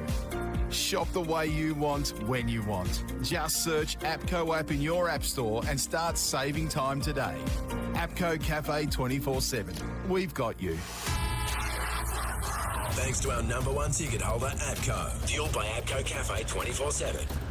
Quarter time at McDonald Reserve, Anzac Day 2025. Joey's leading 2-4-16. South Barwon 5 behinds. Entertaining opening quarter. Despite the wet conditions, both teams really wanting to take the game on. We'll get to Matt Dowling in the experts chair in a moment for the Sporting Globe. But Shane Birch is down boundary side for Leopold Sporties, getting a wet Tijuana. Down to you, Birchie. You there? Where are you, Birchie? She's hiding on us. I'll be listening intently, is she? She might be. We might get back down to Birchie in a moment. Well, let's go to Dowlow. The Sporting Globe. What do you make of that opening quarter of action, despite the conditions, Dowlow? Yes, it was fairly chaotic. I think in these conditions, that's just what it's going to be. Obviously, I spoke before about St Joey's being able to control the ball with their kick mark game. They were +5 in marks, 15 to 10, but it almost became irrelevant because both sides were able just to have the confidence to keep the ball moving forward, especially once it started raining quite heavily in the back half of that quarter. So I think, therefore, it becomes really important that both sides are going to need to get some good balance at ground level, make sure that they're not running past the fall of the ball. They can keep moving it forward just by soccering it off the ground, and then that pressure game really needs to lift. So when we look at players, McLaughlin already 3 tackles when he started going around those contests and up around the stoppage, was really good in that pressure department in terms of being able to generate that ball moving forward and having shots on goal for St Joey's.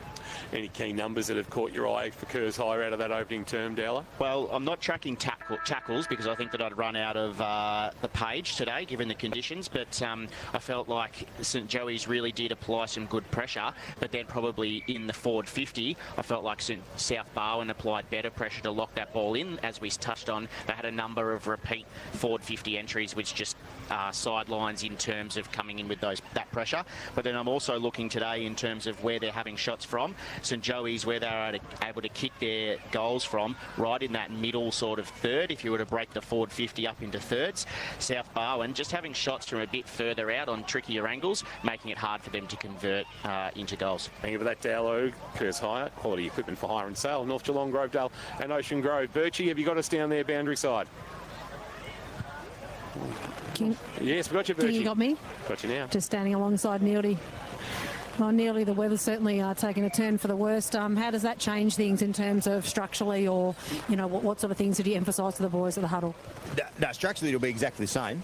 Joe, everyone gets a little bit excited because Ronnie keeps playing a +1 behind the ball from their winger. It takes the boys a little bit of time to work out how that happened, but we think we're on top of that. We didn't nullify it, but we knew what they were doing after about 10 minutes. Look, we generated 5 shots at goal. 4 of them were pretty gettable, I reckon. But yeah, it's a good contest.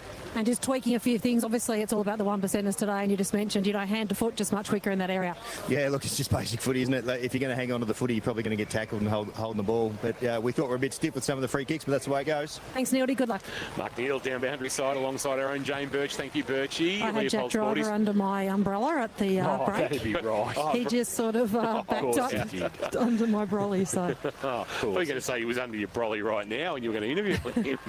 Thank you, Birchie. Stay dry down there, or as dry as you possibly can on McDonald Reserve. That rain has that that's coming from the northwest and looking at our van, it has set in for much of the afternoon. Second quarter action for Harvey Norman, Corio and Warren Ponds. Here's Jace. Callett gets down in the middle for South Barwon, but Gow tries to pick it up, gets it back to McCoy, just gets the hand 2 foot and gets it forward towards half forward. Mullins kick off the ground towards Antonak. Henderson's there as well for St Joey's. He kicks it across half forward. Kershaw kept his width beautifully there, and he's 50 from goal. He's going to drive it long towards the lead of Mullen, who takes the mark. Second attempt. He got his hands to it and went up and he took it, and he will shoot for goal from 35 metres out directly in front at the southern end of McDonald Reserve. And he's got fond memories of this ground, Jack Mullen. Was it him in 2021? Was, who just put it all in front of it and at the southern end, and then told all the South Barwon faithful about it as he ran past as well, Jack. So this time, not on the run, but on the runway, 35 out, directly in front, right foot kick. Can he make it? He actually put the hands up as the ball was hitting his boot to say that I kicked that goal, and he did. And he put his first on the board, and a great start for St Joey's in this second term. 3-4-22. They lead South Barwon 5 behind. Harvey Norman, K-Rock, second quarter scoreboard. Harvey Norman, Chrome, Warren Ponds, best brands, best range, best prices, guaranteed at Harvey Norman. Just another one there, obviously, where they entered 50 straight in that middle third again, go back and have a shot 30 metres out from that dangerous space, obviously makes the option to kick a goal a lot more easy. Off the personal KFCX, Steve Ganaccia not umpiring today, feet up, saying sorry to his fellow umpires as he sits down to watch the Magpies on the big screen and watch us on AFL Barwon TV. Out of the middle, McCoy received a hand.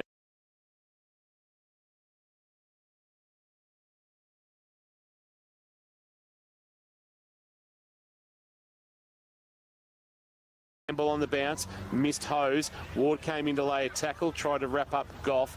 Ball's underneath the pack in the left forward pocket for St Joey's, and we'll get a ball up.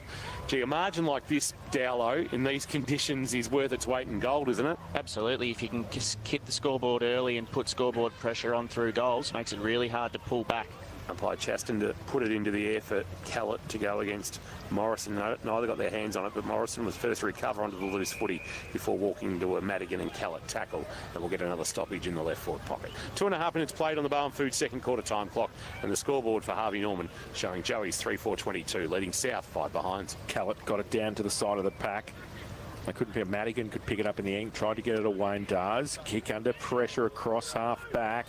Punched away by Boris, did pretty well against Antonak. Tried to be pushed past the footy. Now it's a foot race. Boris will win that. He gets a little soccer toe poke towards his dad. Take the photo, Dad. Look at that. Ethan comes straight at him and it's insufficient intent. And it's going to be a free kick. Louis Antonak has got the ball right in front of the best seats in the house thanks to Apco Cafe 24/7. Antonak telling the umpire where Ethan Boris should be standing. Goes short to Hickey, barely went 15, and Ethan Boris is questioning that. As Hickey can go short back to Antonak. Instead, now called to play on from a standing start. Kicks to the wing. McCoy is his target. Two South Barwon defenders come at him. One of those is Pearce. Left-handed spoil. Front of the pack is Keelan Betson. A handball on the up. He's trying to hit Hose and out of bounds. We'll get a boundary throw in. Also there is Jack Mullen. And we'll have it hurled back into play. True centre wing. In front of the flags of Australia and New Zealand, which are flaccid on the pole here on the pavilion.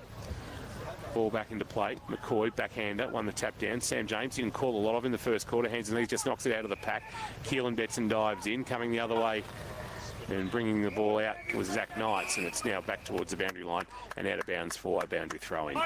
Birchie, that rain has settled in, but thankfully no breeze. No breeze, but that ball was floating in the gutter when it crossed the line last time because it is an absolute river. Let's go again with a boundary throw-in. It's a shallow one. Ricochets off the shins of Callett. Madigan a handball on the up. James had a fumble. Time to recover. Try to give it at close quarters to Noble. Noble threw that out to Callett. Umpire didn't see it. Was on the wrong side. Getting involved was Al Hickey. Soccer off the ground by Antonak towards right half forward that Goff took. He gave to Madigan, and Madigan was thinking about doing something with the footy before he took it cleanly. So thankfully a clearing high ball for Starkey. We'll find Caldu underneath it. Tries to get to Caldu as well, who loses the boot as he comes over the boundary line. Matt's going to have a wet sock now. That's just going to take a bit of time. He's got to put the insole back in as well, and the boundary throw in right in the boundary. Umpire is very happy with it. Boundary throw in now for Callett and McCoy.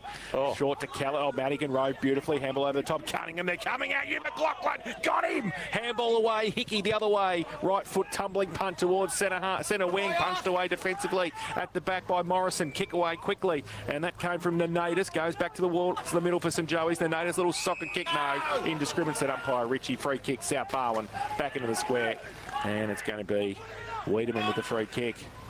The left foot up. Sends it towards the outer wing where he's got a man all alone, and that's Driver. Just a Monday to Friday kicker, but he's got a kick there. He's delivered beautifully for Pollock. He's hit Pollock lace out. 25 out, just right of centre. And Oscar Pollock, who had a couple of opportunities in the opening quarter. Does Oscar actually know how beneficial that is that he got the one and only kick from Jack for the whole season that hits the target? It's spun the right way. Oh, that's great. Somewhere in this crowd, Matt Kershaw is shaking his head. Old Palmy Pollock from Port Fairy will kick from about 35. The GFL now past Luke Maddock, I think, Zach Knights, but the kick in this game, boundary throw in. Left forward pocket for the Swans. Callett tries to tap it to the side of the pack. Johnny Broughton lost the ball in the tackle, and the umpire said holding the ball. Free kick, and it's going to come back to James Hickey in the defensive 50 for St Joey's. He leads 3-4-22, South Barwon 6 behinds, and we've been playing 7 minutes in this second term Barwon Foods time clock. Right half forward, James a handball. Huggins had his kick smothered, so went straight up the chimney. Fisted forward with smart play by Burke. Tried to put it into the path of a teammate in white, but Joey's got numbers back there. Antonak was involved, although chance here now for James. Pushed as he kicked, snap around the body inside 50, back with the flight, judged nicely by Harry Smith, wearing the unfamiliar number 11.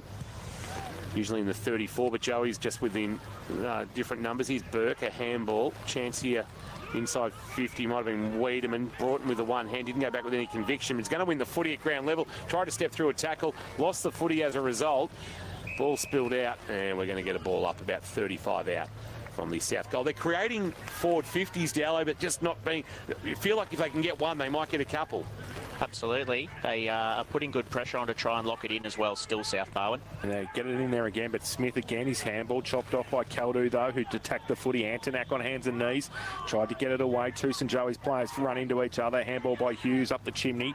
Nobody can pick it up. Is that too high to Caldu? The umpire says no, and it's going to be a ball up 40 out from the Swans' goal. They're working really hard for their entries to South Barwon, but just those ones like Pollock 3 behinds, they just have to capitalise on them and hit the scoreboard with goals. Boy, got the ball down only as far as Pollock, who gets a quick kick towards Fort. He and Betson see it over the boundary line in the right forward pocket for the Swans at the northern end of the ground, and we're going to have a boundary throw-in.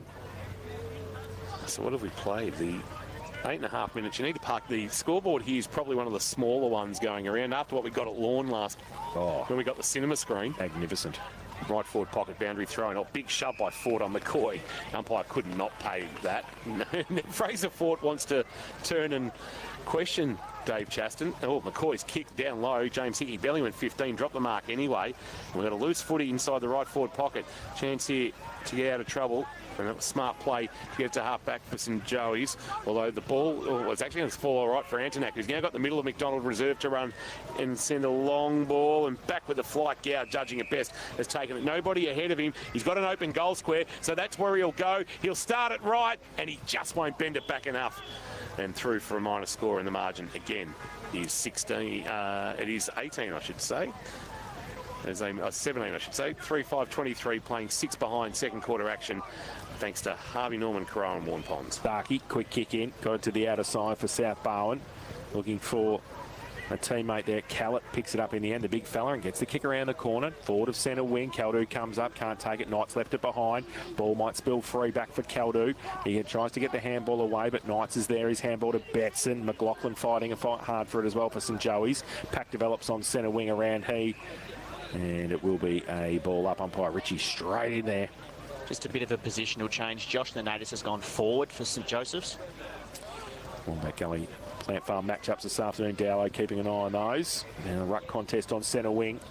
Falls to the side. Todd White leads the other number 2, McLaughlin, to the ball. He gets a kick around the corner. Webb got a half a toe to it at centre half back for St Joey's. Ball spills free. Little toe poke again. Just inside the centre square at centre half forward for South Barwon. Hickey, he got a throw, so the umpire's going to be advantaged. South Barwon, Madigan inside 50. Fraser picks it up on the half volley. Tried to get the handball away, was wrapped up straight away. And then a high tackle. The umpire said no.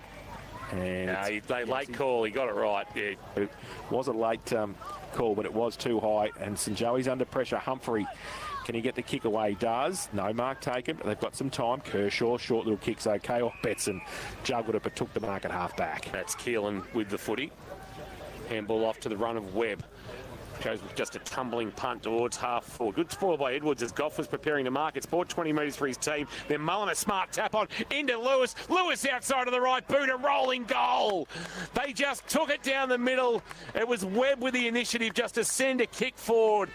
A chaos ball. And the smart spoil from the front by Edwards.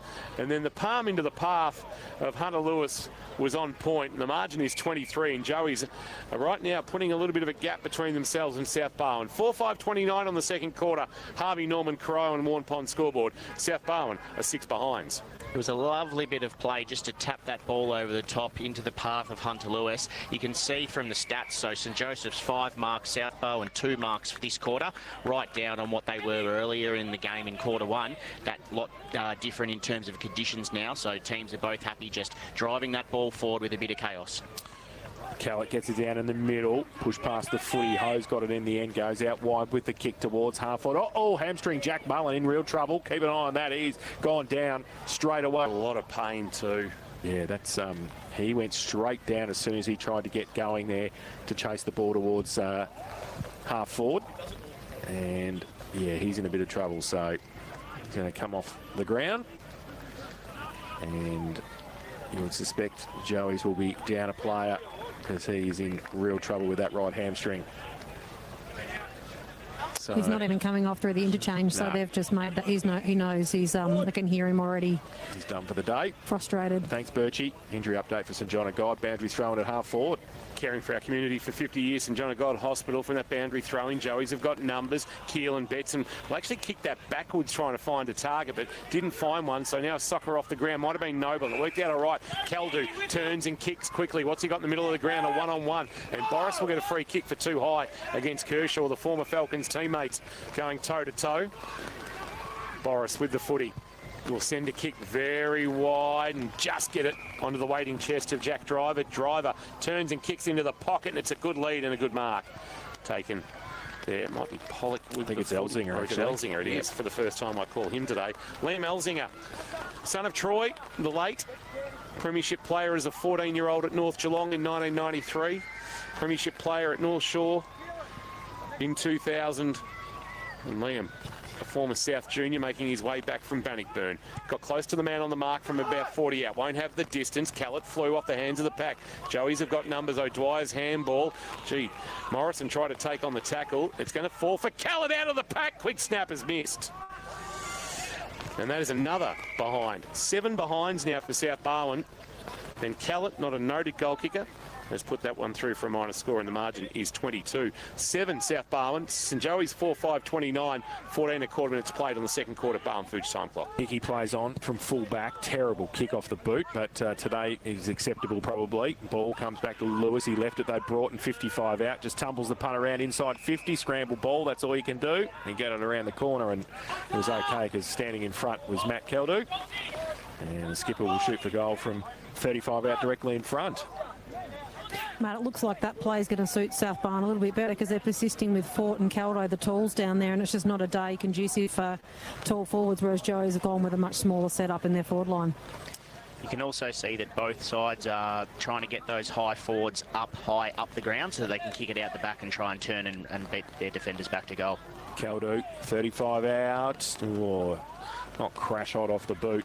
And it's through for one behind. So they continue their behind frenzy here, South Barwon. They're 8 behinds. Trail St Joey's 4-5-29. Harvey Norman K-Rock, second quarter scoreboard. Al Hickey runs from his defensive goal square, sends it long to half back, but has put it straight into the waiting arms of the other number 7 in Hughes. Hughes quickly puts it inside 50, turned it over though, and on the juggle, the mark taken by Zach Knights, wearing the 23 today. That's usually occupied by Paddy de Grande. He goes short onto the chest of James Hickey, who is in the number 10. Yeah, that's very untoward, that is. Normally in the 27. He feigned a handball, but decided then to kick long to the wing. And on the outer side, Kershaw found the loose footy, but he was wrapped up by Goff and brought to ground, and the umpire says, give it to me, I'll ball it up. Approaching 16 minutes played, second quarter action. Something resembling sun trying to break through in the northwest. But the rain's still falling here on a wet afternoon in McDonald Reserve. From the ball up, socket off the ground by Gow. Hughes had a fumble, but time to recover, but his handball was errant. Opens the door here. On the up to Ward. Ward a kick inside forward. 50's well placed onto the chest of Morrison. And he marks about 50 out from goal. He'll go short inside 50. Got it nowhere near Edwards. Boris is back there to help out his defenders. Soccer off the ground. Might work out all right for Pearce. He took the footy but then was wrapped up, and from about 45 out from goal, we'll get a stoppage. No, hose through traffic. Did okay. Then a handball back to Morrison. Went to kick. Realised that would be smothered. Got a handball away. Boris just reefed one out of there. He did get it back only as far as Al Hickey, who kicks the ball up the chimney. Punched away by Pearce. Huggins, the evangelist at the front, wrapped up straight away, not going anywhere. And the umpire will come in and ball it up. About 30 out from St Joey's goal. Great balance there from St Joey's as well. 3 South Barwon flew, only 1 tall Joey's, just enough to bring the ball to ground. And there was balance at the fall of the ball to wrap it up for a stoppage. That's where the work's going to be this afternoon. Bacallett from mid-air with the kick outside. Free kick possibly against Al Hickey there. Just kept a little bit of pressure on Cunningham after he had slid for the footy, and he'll take the free kick at half back. They need a goal before half-time. 17 and a quarter minutes played in this second term of action. Kick towards half-back. Todd White got rid of Zach Knight. Somebody didn't see it that way. White a handball.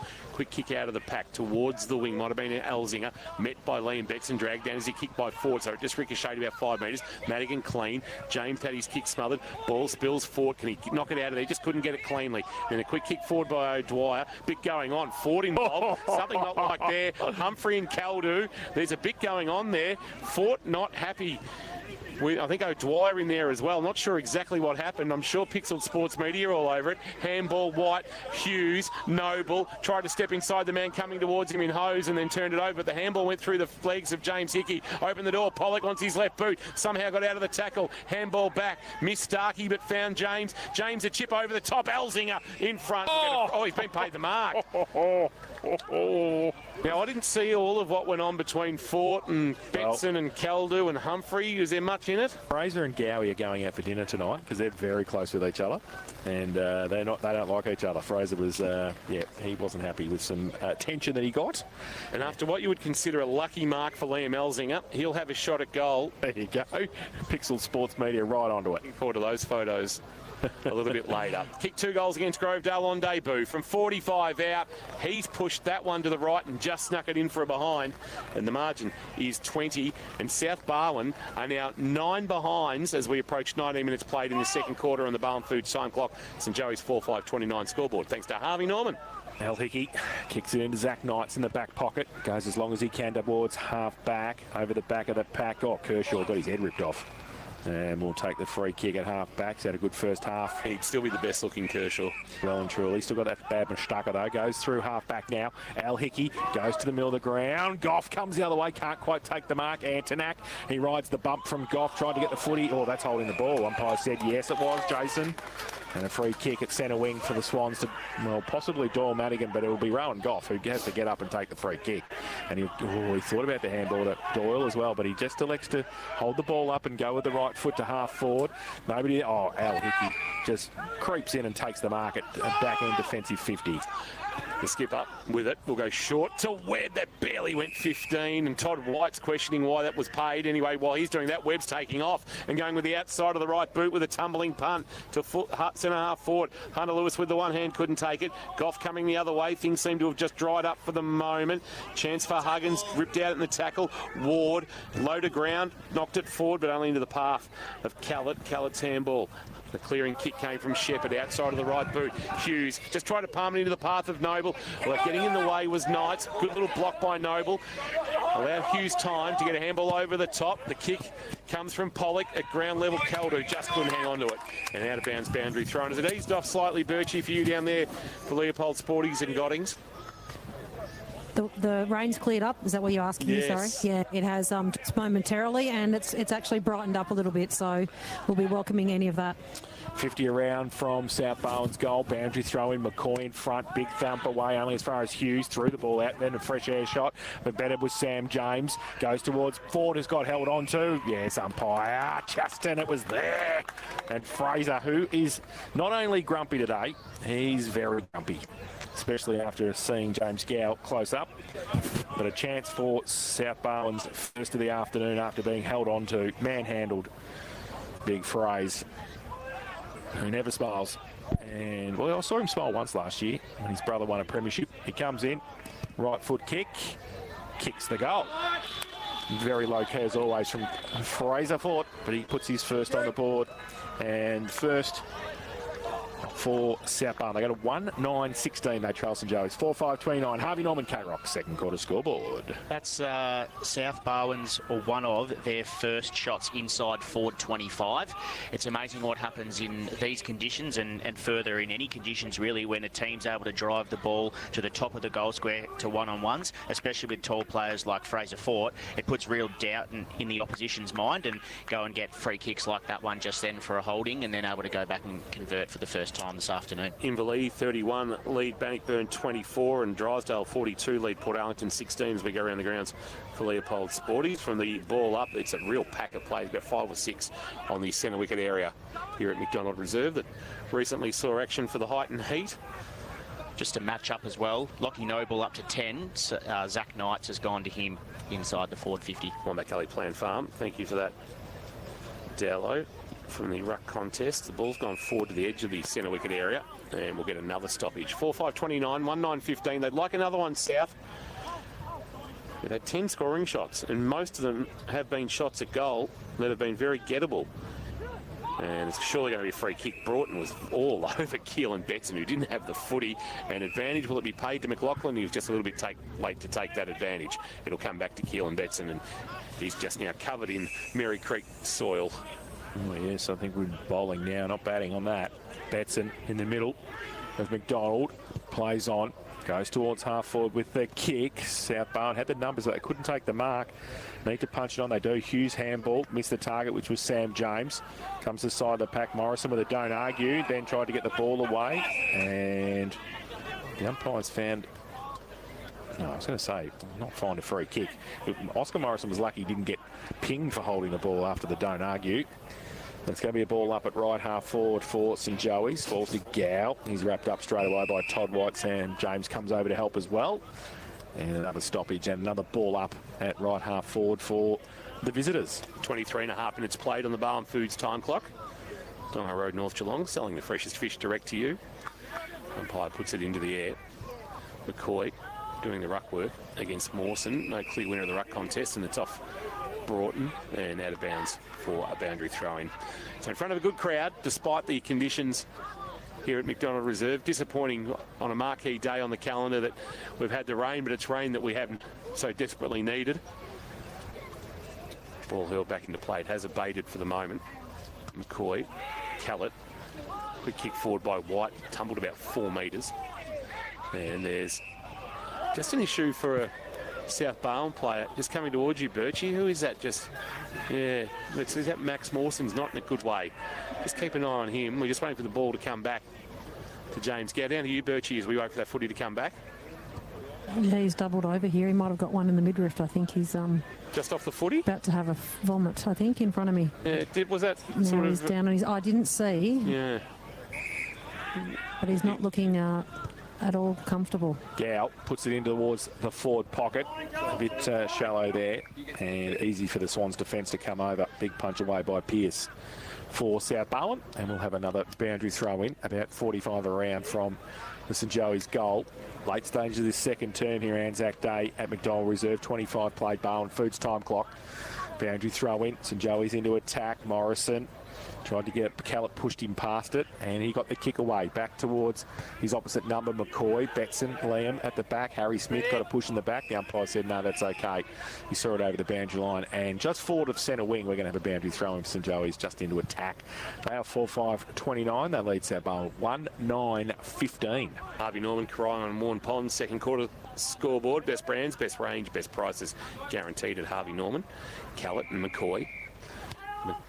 Callett winning it with the backhand towards either Boris or Madigan. Neither could get their hands on it. We'll get another stoppage. So ball to be held back into play. The game's just in a holding pattern for the moment. South got their first goal. It took till the 21-minute mark of the second quarter after 9 consecutive behinds. Right now we're just waiting for Callett and McCoy to go at it as they have for most of the afternoon again. It's allowed to hit the ground. The rolling ball will be tracked by Broughton, but he's tracked by McLaughlin. He can't shrug the tackle. And the umpire says, I'll take it, thanks very much, and put the ball into the air. Umpires Chaston, Ritchie and Callender is the man putting it into the air. So ball up now. The two number 6s, McCoy and Callett. Callett got it down. And McLaughlin wrapped up straight away. He's not going anywhere. Stoppage, and another ball up just forward of centre wing for St Joey's. McCoy trying to get it down to the Natus. Henderson, he got one high. Umpire should pick that out, and does. And Felix Henderson will take the free kick and play on that left. Go to centre half forward with the kick, and getting back there. Huggins, he couldn't take it, but Driver could. Clearing kick by Jack. Goes out wide looking for Elzinger. Webb tracks him and gets the footy. He's got to get the handball away quickly. Knights with a no-look. Handball was okay. Antonak goes to the right foot kick inside 50. Groff did well. Pushed St Joey's player passed the footy. Unfortunately, Driver couldn't take the mark. He got some support. Pierce with a clearing kick. Back towards half back. No mark taken. South Barwon with the numbers though. Cunningham somehow threw it away. They got it towards centre half forward. Fought one out. Picks it up. Wheels around on the right. Fraser. Right foot kick. Open goal square. Which way is it going to bounce for Fraser? It's going to bounce through for a Metricon goal of the day. Fraser fought, as always, one-on-one.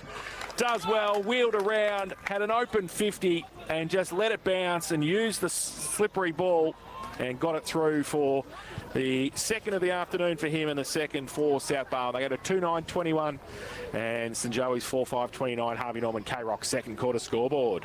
That was really clean from Lockie Noble in the middle of the ground to be able to take possession and get it forward. See that target in Fraser Fort, and then the ability of South Barwon, having rolled their small forwards high up the ground, for him to be able to have confidence, turn around and know there was a vacant goal square.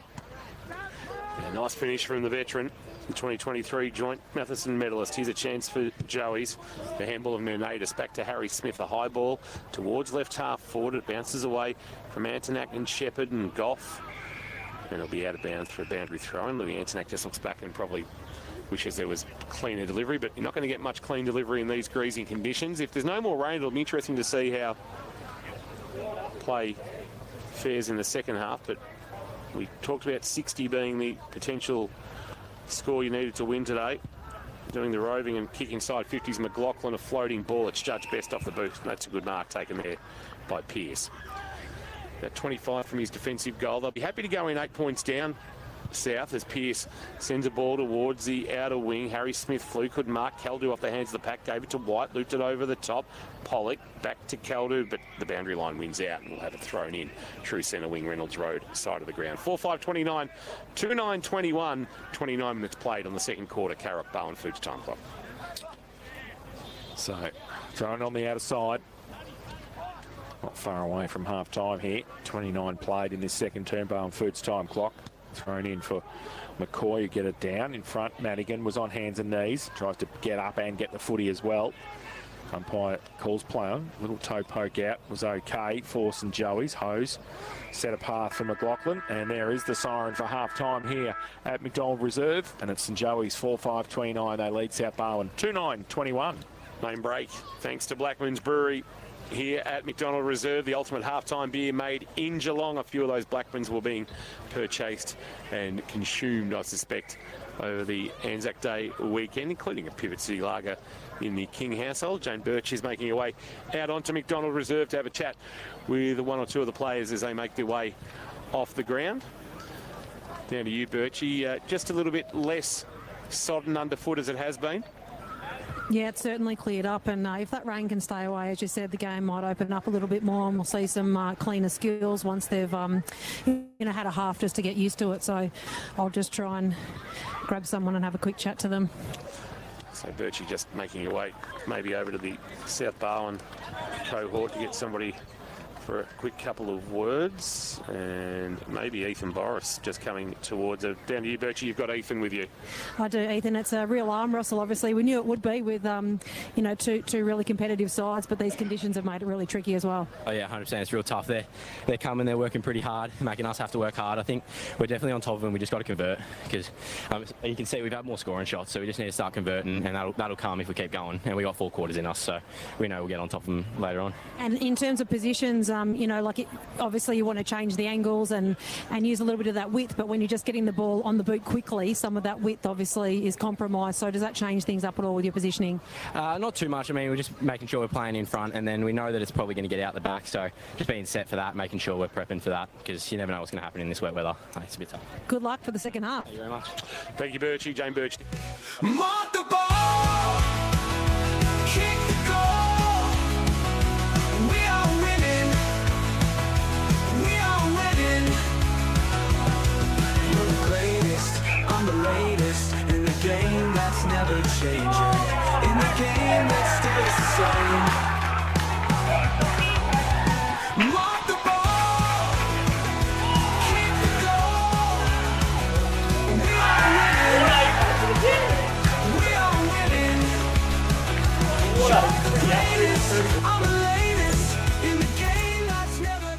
to Tim Tam. Ripple coated Tim Tam. Would They that be, exist, my friend. Stop it. Would that be a Tim Tam or a Tim Tam? I feel like a Okay. Tim Tam. No, I reckon Tim Tam. That's got to be better, right? Or maybe Oh, I it's would've too thought. much. I don't know. We'll find out. I'll have to find out. Yeah. Thanks, Will. All right. Drive home in 2025 with Tim and Jess on K-Rock 955. Your future, your hands. Study at the Gordon. We love your projects. Your big paint projects, your little paint projects. We go nuts for kitchen painting projects. We get amped over bathrooms, and we high-five fist pump over your wallpapering the hall project. We love the smell of paint in the morning. We're Inspirations Paint Stores, and together with you,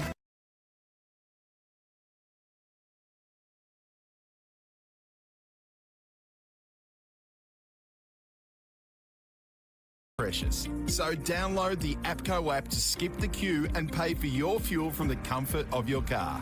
Love our Jaffles and award-winning coffee? Pre-order through the APCO app. No more waiting in line, just grab and go.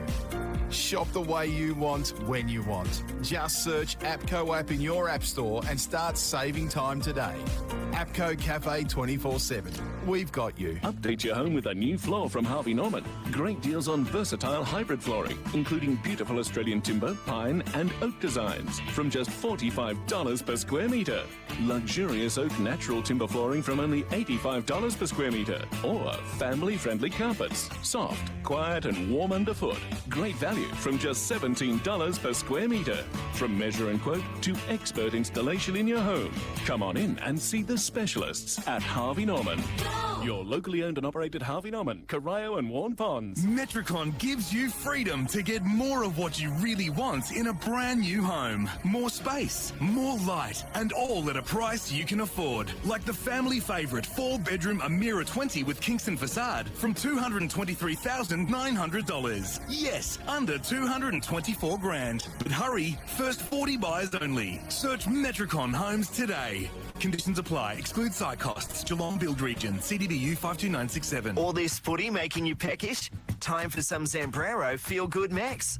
Incredible burritos, bowls and nachos. Cooked slow and served fast. With only the freshest, most delicious ingredients. Plus, when you buy a regular or big burrito or bowl, Zambrero donates a meal to someone in need through the Plate for Plate initiative. Feel extra good about every bite. Grab your Zambrero now. Geelong West, Ocean Grove and Torquay. Or order online so you don't miss any of the action. Zambrero, Feel Good Mix.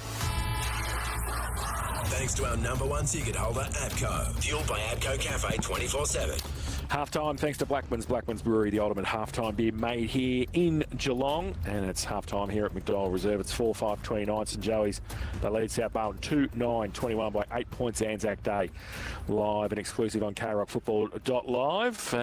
Let's just see if Birchie's hanging around. Thanks to Leopold Sport, is your complete family venue. Birchie, just at half-time, just an injury update. Thanks to St John of God. We saw Jack Mullen go off at half-time and or just before half-time. Have you spotted him at the break? Well, have I spotted Birchie in the break? That's the first thing. I think Birchie might have walked inside and had a little bit of half-time entertainment. We'll get back to Birchie. That's all right. Dowlow's here. Matt Dowling for the Sporting Globe, because he's sitting right next to me. I know where he is. Dowlow, that first half, what do you make of that at half-time and how it played out for both teams? I am here, Jason. I'm keeping nice and dry inside the K-Rock box. I think obviously it was fairly chaotic with the rain falling, slippery conditions, and both sides really just took to driving the ball forward, kicking it off the ground, moving it forward, punching it over the top of contests when they could, rolling forwards high up the ground to try and find some space out the back. And we saw that St Joey's were able to hit the scoreboard quite effectively doing that. And then once South Barwon were able to find the confidence to do similar and drive the ball forward to Fraser Fort, as I mentioned throughout the call, when you have a forward that's got that tall presence down in the square and you have the ability to drive it forward, it really does create a bit of pressure on the defenders trying to punch that ball away from him, and he was able to mark and get some free kicks rewarded and go back and hit the scoreboard in that quarter. So I think moving forward for the second half, as the conditions have dried up a little bit here, obviously not to known what's going to come for the second half. However, I think coaches will be talking to the players about not getting carried away thinking that it's just going to remain wet. Do they need to adjust and just go back to trying to play normal football when they can and backing their system in unless it starts raining again?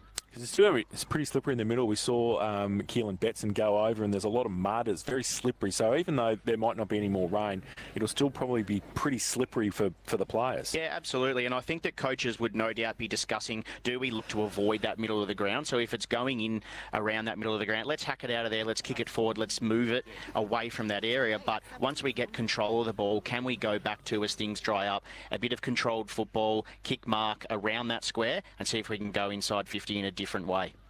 Well, let's have a look at some key stats. Thanks to Kerrs Hire, 3 locations, North Geelong, Grovedale and Ocean Grove this afternoon. What are you keeping an eye on, Dowlo? Yeah, I'm having a look, obviously, just at the usual ones, marks, inside 50s and clearances. Clearances fairly even across the board. I think there were a number of clearances and at various stages throughout that half, one team was on top. The pressure side of things, where St Joseph's won the clearances, especially in D50, and were able to get it out. But the system and the setup of South Barwon and the pressure that they provided, they were able to come back, intercept that ball and then drive it back into their forward 50 and get repeat entries. So all stats fairly similar. St Joseph's plus 10 in marks across the course of the half. Have they really used that to their impact? Shots on goal. Thanks, Dowlo. Stats thanks to Kerrs Hire, 3 locations, North Geelong, Grovedale and Ocean Grove. Just quickly around the grounds, the other games this afternoon locally in the Geelong District Football League, Netball League. Inverleigh 46 lead, Bannockburn 24 at half-time at Bannockburn. Essendon have commenced this afternoon at Anzac Day, and Collingwood with a couple of early goals. They lead 2 straight 12. Essendon yet to score. Just on Port Arlington, they haven't won 3 in a row since they won the last 2 of 06 and the first 2 of 07. So they won 4 in a row, and it's the only time since they won their last flag in 94 that they've actually won more than 2 in a row. Really? Yeah. Gee whiz. So if they were to win the 3rd today, after there'd be a public holiday Monday at Port Arlington. Probably. They'd have a very long weekend. So good to see their foot back, because they were 26 points down there for a moment. All those scores thanks to Leopold Sporties, your complete family venue. Also bringing us Jane Bircher. Birchie, just for St John of God Hospital, injury-wise, have you got an update on Jack Mullen? Jack Mullen, definitely a right hamstring. He's got the ice on that now, and he will not take any further part in the game, so that's a real disappointment for him, because he was in good form last week and seemed to be really enjoying his footy. Max Mawson was a little bit uncomfortable when he came off, but doesn't seem to be an injury as such, just probably got one where it hurt, and he was off on the sidelines for a little bit, catching his breath. Well, it happened off play, so I'm not exactly sure what happened. He wasn't involved in the play at the time, so has somebody put one into his stomach? I feel like the stomach, he was shaking. Like, he was actually, his system was in all sorts, and was trying to sort of bring something up, but nothing came up. So he'll be right to come back on in the second half, but just a bit uncomfortable. All right, we'll see if there's any more to come of that incident. Thank you for that, Birchie. Injury updates for St John of God Hospital, caring for our community for 50 years. We'll take another break. Half-time, thanks to Blackman's Brewery, the ultimate half-time beer made in Geelong. Grab a Fast Twitch energy drink at Apco Cafe 24/7. St Joey's by 8 points at the main break on Anzac Day. The Breathe Carroll Footy. Tom, Lee and Loggie, Geelong's favourite way to wake up. Jen's in Geelong. Morning, Jen. I'm a nanny, so I was nannying for a family, and they wanted me to work for a barbecue, and it was like Joel Salwood, Tom Hawkins. It was like the Cats Players list. Yeah. I'm not a football person, so I actually spent half the barbecue actually not knowing who they were. And then one of the caterers told me, "What an amazing guest list." I'm like, "Who are these people?" I was actually like looking after all their children. Why wasn't I invited? No, you were there, Lingy. She just doesn't know who you are. New year, same gear. Lads Geelong and the Surf Coast's favourite brekkie team. Tom, Lee and Loggie on K-Rock 955. Visit one of Mimosa Homes' 50 displays across Melbourne and Geelong. Since a bloke named Bill started cutting timber in a mill back in 1980, Barwon Timber's been the builder's best mate ever since. Whether you're stick framing or need prefab frames and trusses, Barwon Timber's got what you need for every building stage. Geelong owned and operated with trade quality products in stock, ready to go. Barwon Timber, Fellmongers Road, Breakwater. The team that builders just keep coming back for. I'm going down to Barwon Timber. Time to take a look at the stats for the game so far. Thanks to Kerrs Hire, we have Bruce? Oh, yes. Well, we've got some exciting weekends ahead, that's for sure. They've got the range, the quality, a strong team. In fact, did you know they've clocked up over 40 years in Geelong? The Cats. They've been around a bit more than that, Bruce. Oh, no. Kerr's higher. What about the stats for the game? Well, statistically, I shouldn't even be here. I've got a patio to pay. Kerr's Hire, North Geelong, Grovedale and Ocean Grove. kershire.com.au.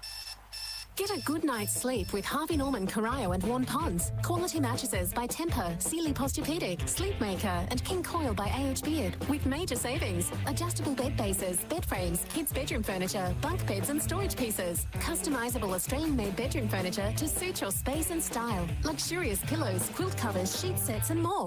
Get behind the Cats this season with your locally owned and operated Harvey Norman, Corio and Warn Ponds. Here's another powerful reason to choose Tyre Power. At Tyre Power, you deal with owners who are proudly independent. We're not just tyre experts. Tyres are our life and livelihood. And because many Tyre Power owners are part of your local community, you can trust our family to look after yours. Visit tyrepower.com.au or call 13 21 91 for your local independent owner.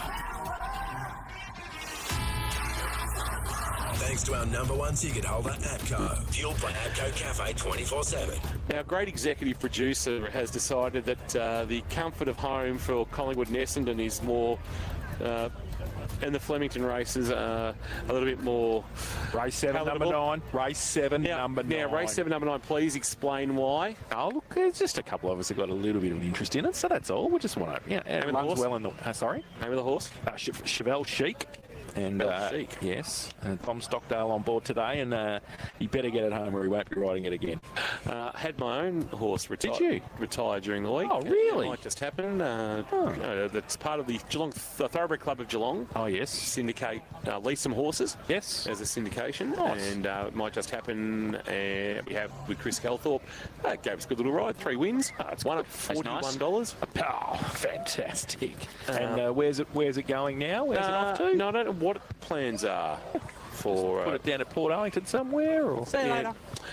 Not exactly certain, so we'll wait and see what the plans are for might just happen. So thank you to Chris Calthorpe for giving us a good ride there. Yeah, well done. He's got Divine Turf as well with the Thoroughbred Club of Geelong. Yes. And also we've got one called Brutify with Jamie Edwards. It has a start tomorrow, potentially at Seymour, I think. Oh, right. Sunday at Seymour. Yeah, right. So anyway, half-time thanks to Blackman's, K-Rock Racing. Yeah, we've got one running on Warrnambool Cup Day. The Zoo Sensation running on Warrnambool Cup Day on Thursday, so it'll be nice one at Dowlow, hey? We tried to get Dowlow into the syndicate, but he wanted to save for a house. Half of Geelong have actually started to emigrate down to Warrnambool for the next week. I can imagine. Benny Cass will be very busy this week. Ultimate halftime beer made in Geelong. That's Blackman's Brewery. Let's have a look at the head-to-head for Breakwater Meadowlands. Steel Projects made easy. It's Lockie Noble versus Hunter Lewis. The impact of the small forwards, Dowlow. Lockie Noble, Max McLaughlin, but we've got Lockie Noble has had 12 touches, 2 inside 50s and 1 behind, and Max McLaughlin 8. I wrote Hunter Lewis down just thinking you were going to say that and paid no attention when you said it. Yes, I believe so. So, well played. I just, when you said the small forwards, you just assumed it was Hunter Lewis. And then Max McLaughlin, 8 touches. He's had 7 tackles. He spent a lot of time up and around the stoppage, 1 inside 50, 3 clearances and a behind. So fairly even. I think Lockie probably had a fair bit more impact moving the ball forward for South Barwon to help get them back in the game. Bit of run and carry throughout that quarter, but Max obviously a fair bit of pressure around stoppages. So interesting to see if one of them can really grab a hold of this second half. Max has become a really well-rounded player from his stint at Geelong, I reckon. He has. I really like him. He's got a lot of leg speed, tackles really well, but also has really clean skills. A number of times over that first half in wet conditions where I was able to grab hold of the ball and then dispose of it really clearly. cleanly to benefit one of his other teammates. Thank you for that, Dowlow. Breakwater Meadowlands, skill projects made easy, and he's, of course, in the experts chair for the Sporting Globe. Sporting Globe Geelong, eat, drink, sport. I suspect that will be busy over the next few days. Just seen Paddy de Grande walk past us. Birchie, is Birchie anywhere near Paddy de Grande? Birchie, you anywhere near the van? The shin looks all right, doesn't it? Yeah, just was wondering if we could get Paddy for a quick couple of words. Is he just... Paddy de Grande? Yeah, he's in that grey top there, Birchie. Yep. Yeah, chase him down. Let's see if he can put a tackle on him as he's going to try and climb the fence. Tell his manager, his father, Dom, to get him over. So we might see. I don't think that was a good idea. It was a bit proppy. Get a couple of words. Yeah, he didn't land very well. He's just seen Birchie. He's run away, hasn't he? I knew he would. He's going to come and have a quick couple of words with us, just as the Joeys in South Barwon boys. There's a little awning out the side of a very impressive Ranger down here, and it's full of the Joeys reserves. So we're moving to the side of that. All right, just a couple of quick questions at him, please, Birchie.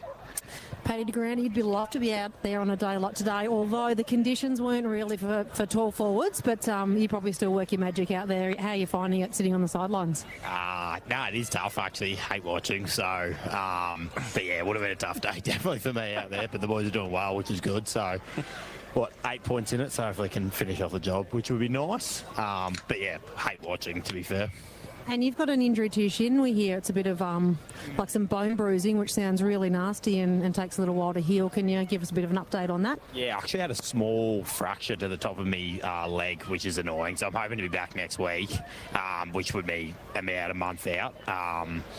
But yeah, got a scan it a couple of weeks ago because it just didn't come good. So I was like, oh, a bit annoying. But yeah, hopefully back to the Joeys next week against Bell Park, which will be good because Cat's got a bye as well. So should work well there. But yeah, definitely quite painful the first 2 weeks, that's for sure. And your kicking style is one of the things we've spoken a lot about. It's been very effective over the years, but apparently at the VFL, you've someone's worked with you and you've changed that. Will you flick back to it when you play GFL? I actually don't know. Yeah, I've tried to work on a little bit of the VFL, but it's definitely still bringing out, that's for sure, a little bit. So yeah, we'll see what happens, but still got to use it to kick long distances and on the run. So definitely will be out for show, that's for sure. Thanks so much for catching up with us, and we look forward to your return. Cheers, thank you. Thanks, Birchie. Thanks, Paddy de Grande. Third quarter for Barwon Timber underway, Jace. Yes, Harry Smith's got it on centre wing. They've gone inside 50 already. St Joey's and about to a second time in this third term. And the umpire's found a hold, and it's going to come back. It's going to be Louis Antonac, free kick it right, half forward for St Joey's. So they're going to have another opportunity. They lead 4-5-29, South Barwon 2-9-21. He puts the ball out in front of Morrison, and that is way too easy on the runway, straight through. And Tom Pearce just led to the ball by Oscar Morrison. Nobody came back to help out. And Oscar Morrison has taken the mark and will shoot for goal from 40 metres out, 45-degree angle. Yeah, the nicest things as a kicker when you look up and you've seen a forward do their work early, but gain separation on their opponent, and then you have the ability to lower eyes and hit a nice leading forward like that. So Oscar Morrison to go back and have a shot. So he comes in now. Oscar Morrison has kicked one this afternoon already. This is a good start for St Joey's in the third term. Comes in now, and the goal umpire doesn't move much. One step to the left, that was all that they needed, and he put it through for his second of the afternoon. And the fifth for St Joey's. They go to 5-5-35. They lead South Barwon 2-9-21, and that is on the Barwon Timber K-Rock third quarter scoreboard. Yes, very nice start there from St Joey's. Won the clearance, got the ball forward, then a lot of pressure just to be able to get a repeat inside 50. And as I mentioned, when Morrison does his work early, gets that separation and then goes back and kicks a nice goal from about 30 out, couldn't have asked for a better start for St Joey's. Matt Dowling in the experts chair for the Sporting Globe. Callett and McCoy go at it again. Callett may be winning the tap down this time. A rolling ball that's tracked by Burke coming off half forward, but under pressure. His handball turned over. Chance here for Nanadis. Threw it on his right boot. Pushed as he kicked. Huggins was in front for South. Couldn't take it cleanly. Went to ground and he's wrapped up in a two-man tackle. Ball not coming out. Umpire comes charging in. Umpire Chaston and says, give it to me. I'll ball it up at right half forward. Can't afford to let the margin get too far away from South if they want to stay in this contest. They got it back to 8, but now it's back out to 14. Tap down by Callett. Madigan did the roving and jammed it on the boot for South to the wing. Mawson being held on to. Wanted a free kick, didn't come. Smith took the loose footy for Joey's, pumped it back towards half forward. Flying but not marking McLaughlin. Front of the pack, brought and jammed it on the boot. The skidding ball to half forward. Fellow right for Driver. Driver might have gone forward to the ball. Quick left foot kick inside forward 50. Back with the flight Mawson, but Betson, that's Liam cleaning up. Although Dwyer a bit slow, but got a handball away just. Although Henderson had time to have a fumble. Boris came in, so did Driver to lay a tackle. Chance here for South if they can get the ball out, but Webb is good as always, and they'll clear towards the middle of the ground. Betson goes towards Antonak, but he's in fact it was McLaughlin. Needs some support. Ward, handball on the up. Todd White for South Barwon and Madigan. Left foot kick around the corner to centre half forward. Might sit okay. Pollock can't take it with him. White through the middle, draws the tackle and then gets the ball away. Madigan, short little kick on the up. Is okay. Burke, steps right, steps left. Handball over the top. Sets a task for Caldu. Got a couple against him. He picks it up again though, the skipper. Tries to get the ball free. Can't do so. The umpire just lets it go. St Joey's have got the numbers. Smith's handball, they missed the target. Madigan, Lockie Noble, left foot kick from the boundary line. Oh, he's missed him. He certainly gave it a ride and threw for one behind to Lockie Noble. And South Barwon go to 2-10-22. They trail St Joey's 5-5-35. Barwon Timber K-Rock, third quarter scoreboard. And we've been playing 4 minutes in this third term Barwon Foods time clock. Game 100 for Lockie Noble. Burke just got himself a little bit of trouble outside 50 there. He had a one-on-one in the goal square and he just stopped and propped and wasn't sure what to do. I think he could have just kicked it to the top of the square and let the key forwards go to work and see what happens. Just waiting for Luke Webb to retrieve the ball and get back to his defensive goal square, and he'll bring the ball back into play with the margin at 13 points. 2-10 South Barwon, so missed some opportunities. Webb will bring it to broadcast half back. Driver, though, positions himself and takes the mark. He might get 50, I reckon, for Cooper Ward's late front on contact. Driver will get to his feet. Cooper Ward, the youngster, is just brought himself to the attention of his former Falcons teammate in Ethan Boris. And Jack Driver. Now, I would not still be putting my house on this. Handball. Surely run past. Surely somebody like a Pollock's going to run by on his left-hand side and receive a handball. Oh, no. And hold the phone. No, he's been dragged to about 20 out, right of centre.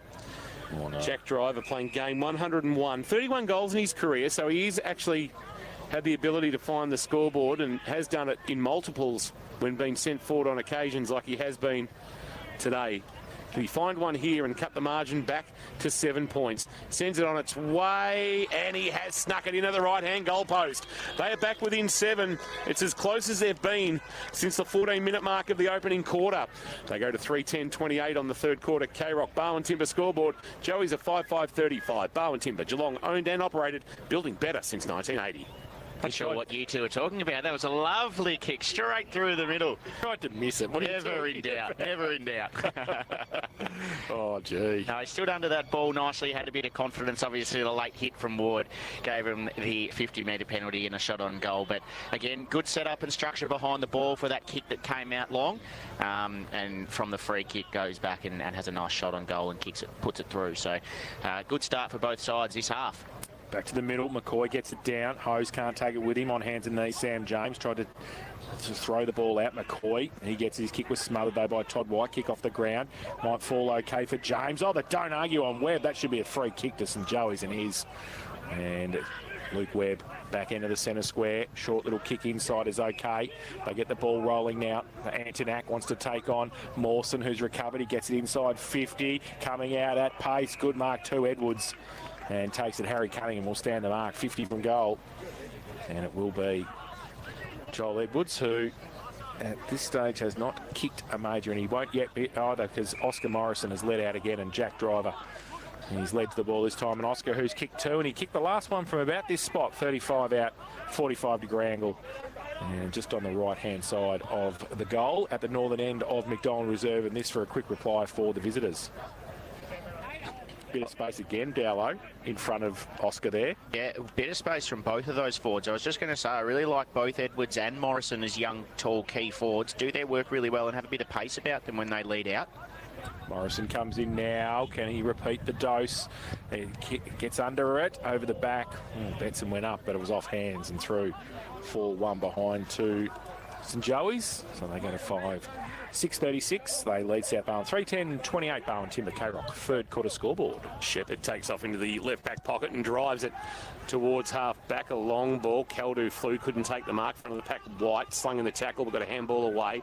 Quick release, Pollock was smart. James's quick release wasn't so smart. Might open the door here for St Joey's, although head over it was Wiedemann. Lost it in the tackle. Humphrey fired a handball away, but picked off by driver of South.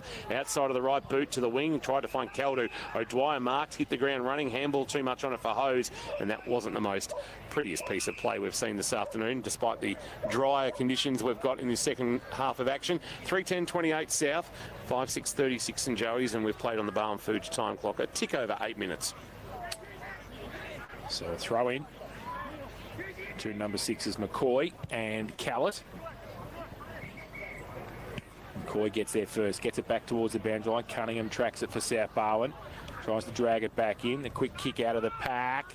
Back towards the St Joey's 50. Edwards handball on the up to Hickey. Just slipped over the crucial stage. Pearce could get the handball out to White, and they get it away. Wiedemann around the corner. Back towards a vacant centre wing position. Sits okay. Caldu gives it away to Pollock. Webb puts the tackle on him. Slings it away though to Chris Hughes, who kept going for South Barwon outside of the right foot. Inside 50. Betson leads fought for the ball. And it's out of bounds for a throw-in. Good result for the Swans. They're going to get a boundary throw-in in the left forward pocket deep into their attack at the southern end of the ground. That was nice from South Barwon. Just that forward handball, a bit like watching Melbourne last night. Their ability to just handball, keep it moving forward, and they have the confidence then to run in numbers through the middle of the ground. They were doing that. They get an inside 50 and a boundary throw-in in their forward pocket. Southern end of the ground. Ball back into play. Tapped down by Fort doing the ruck work. James doing the roving for South. Try to get out of the tackle. He'll find a handball on the up to Fort. Freed the arms, but it's taken in a two-man tackle. One of those was Hose. And the youngster has done well there to win a free kick for holding the ball. Though Webb was very quick to claim it, and he's actually got the ball in his hands. I reckon it was a more Hose tackle than Webb. Across the face of his defensive goal to his skipper, Al Hickey. Al Hickey into the left back pocket to Humphrey. Humphrey thought about the short kick over the top to Gow, and he will go in that direction now. Barely the 15, but the mark will be paid. Although, actually, no, it wasn't. So he's been called to play on, and he's been absolutely collared and will win a free kick for too high. That might have been Caldu coming in a little bit overzealous. And it'll be James Gow, last week's Leopold Sporty's player of the day, with it in the left back pocket. He goes along with the kick towards half back. They line up Goff at the back. Got his hands to it. Couldn't take the mark. Coming into Natus. Crowd the path for himself, but the ball spilt free to the back. The Evangelist through traffic. Got the handball. Now through Broughton. His handball to Madigan. Set him a task. Humphrey coming the other way. Ball is held up, is it? It can be a free kick. No, it's going to be... Gee whiz, I'll tell you what. The central umpire was very quick on that one. There's going to be a ball up at half forward. Kick came from McLaughlin back to the centre of the ground. Oh, off the side of the pack. Hickey does well. Over the back, Morrison. Can he get away from driver? He can. It sits beautifully for Oscar. He can kick goal number 3, and he kicks it. So 3 for Oscar Morrison. And quick transition from St Joey's. 6:42. They lead South Barwon 3:10-28. Barwon Timber K-Rock, third quarter scoreboard. Geelong owned and operated, building better since 1980.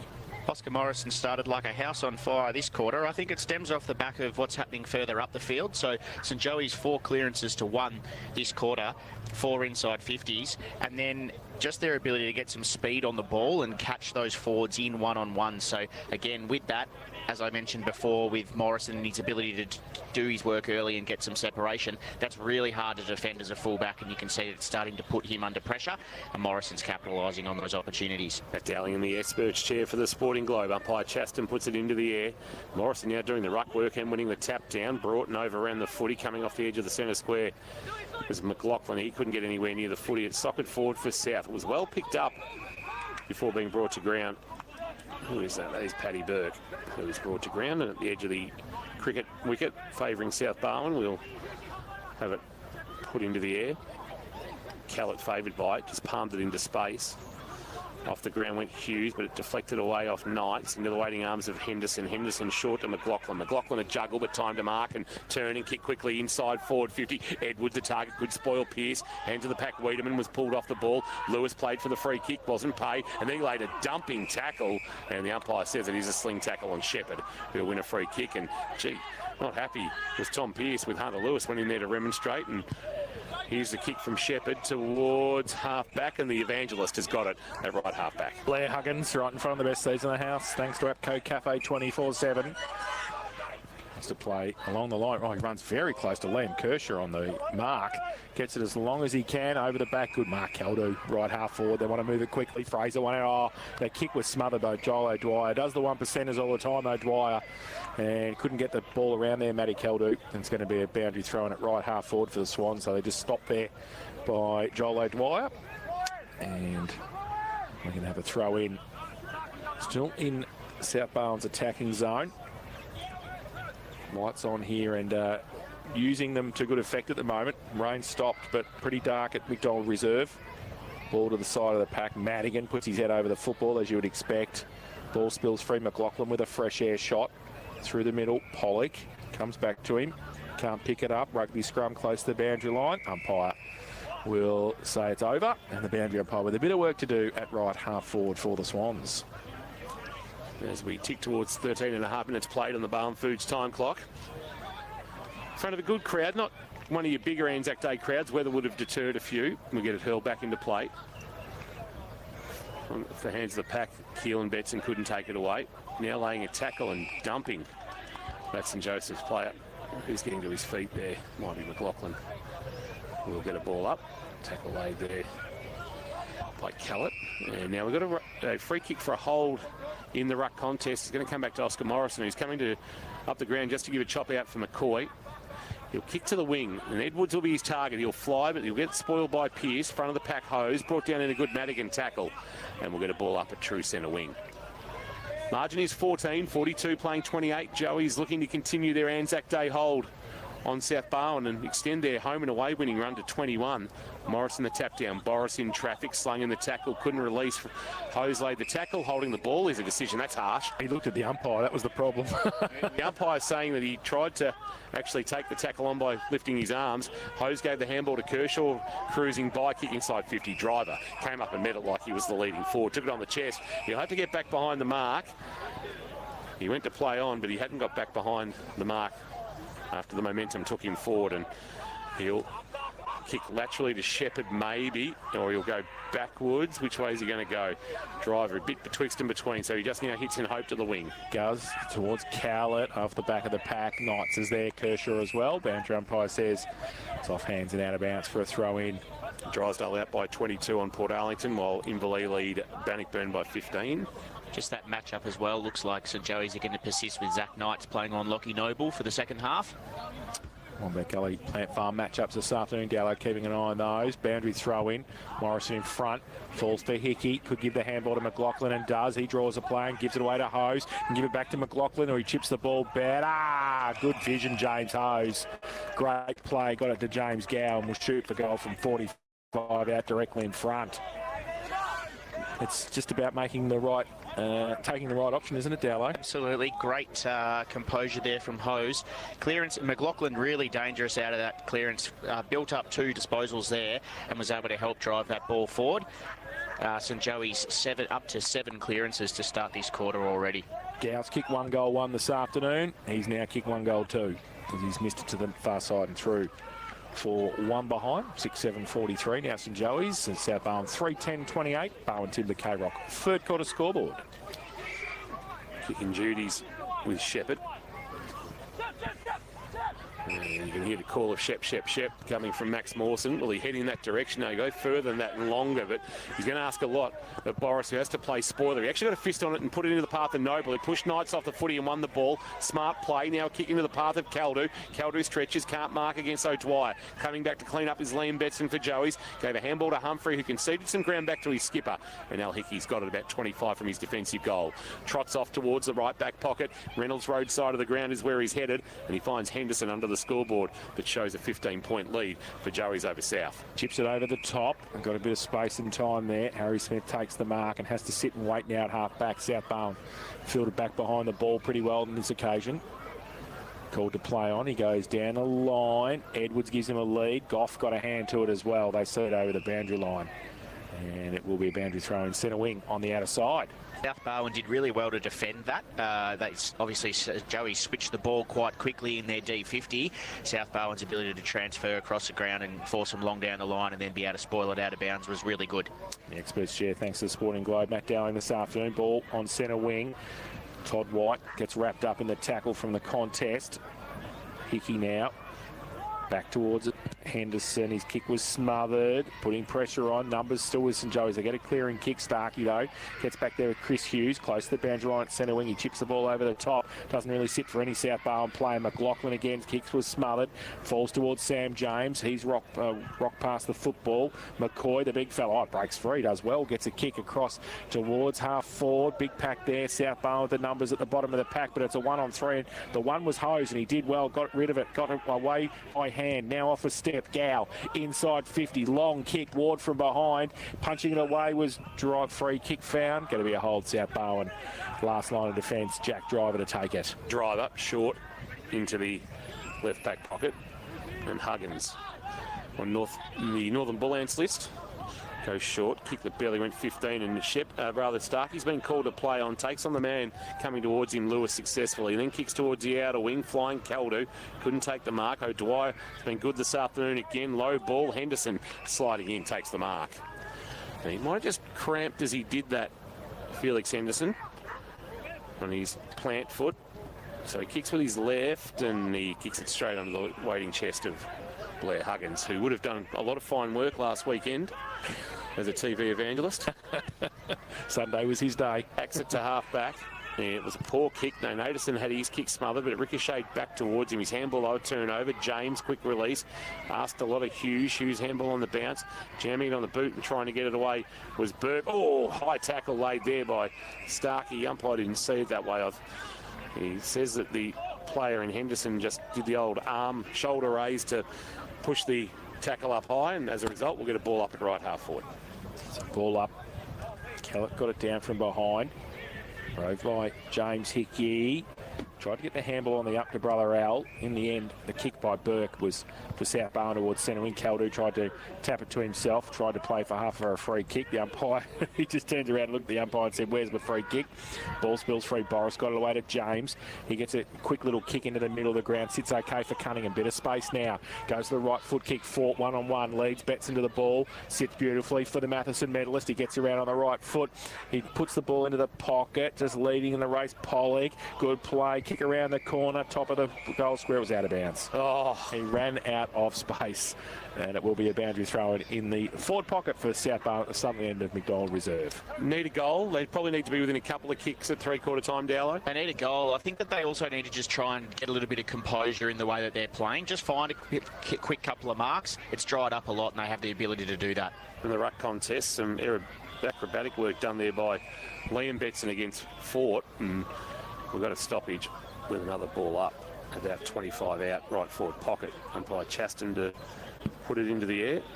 Quickly does so. Fort and Betson, they nullify each other in the ruck contest. Through traffic, Cunningham had his kick smothered well. And the other clearing kick comes out of them. Might have been Harry Smith to half-back driver, hits the pack hard. Might have taken out Starkey in doing so. But now a chance for South to go back to the top of their defensive goal square. Top of their offensive goal square, I should say. It's balled away by Joey's. And into the path of Henderson. Here's Smith jamming it on the boot towards half-back. But he's put it on the chest of Huggins. Shot what he should have taken. Handball to Wiedemann on his left boot. A skidding ball that down low was hard for Boris to control. Did okay in the end to get a handball back towards Huggins. Although Huggins fumbled at the inopportune time. All the play went past him. He was able to trap the footy. Put a handball forward towards Burke.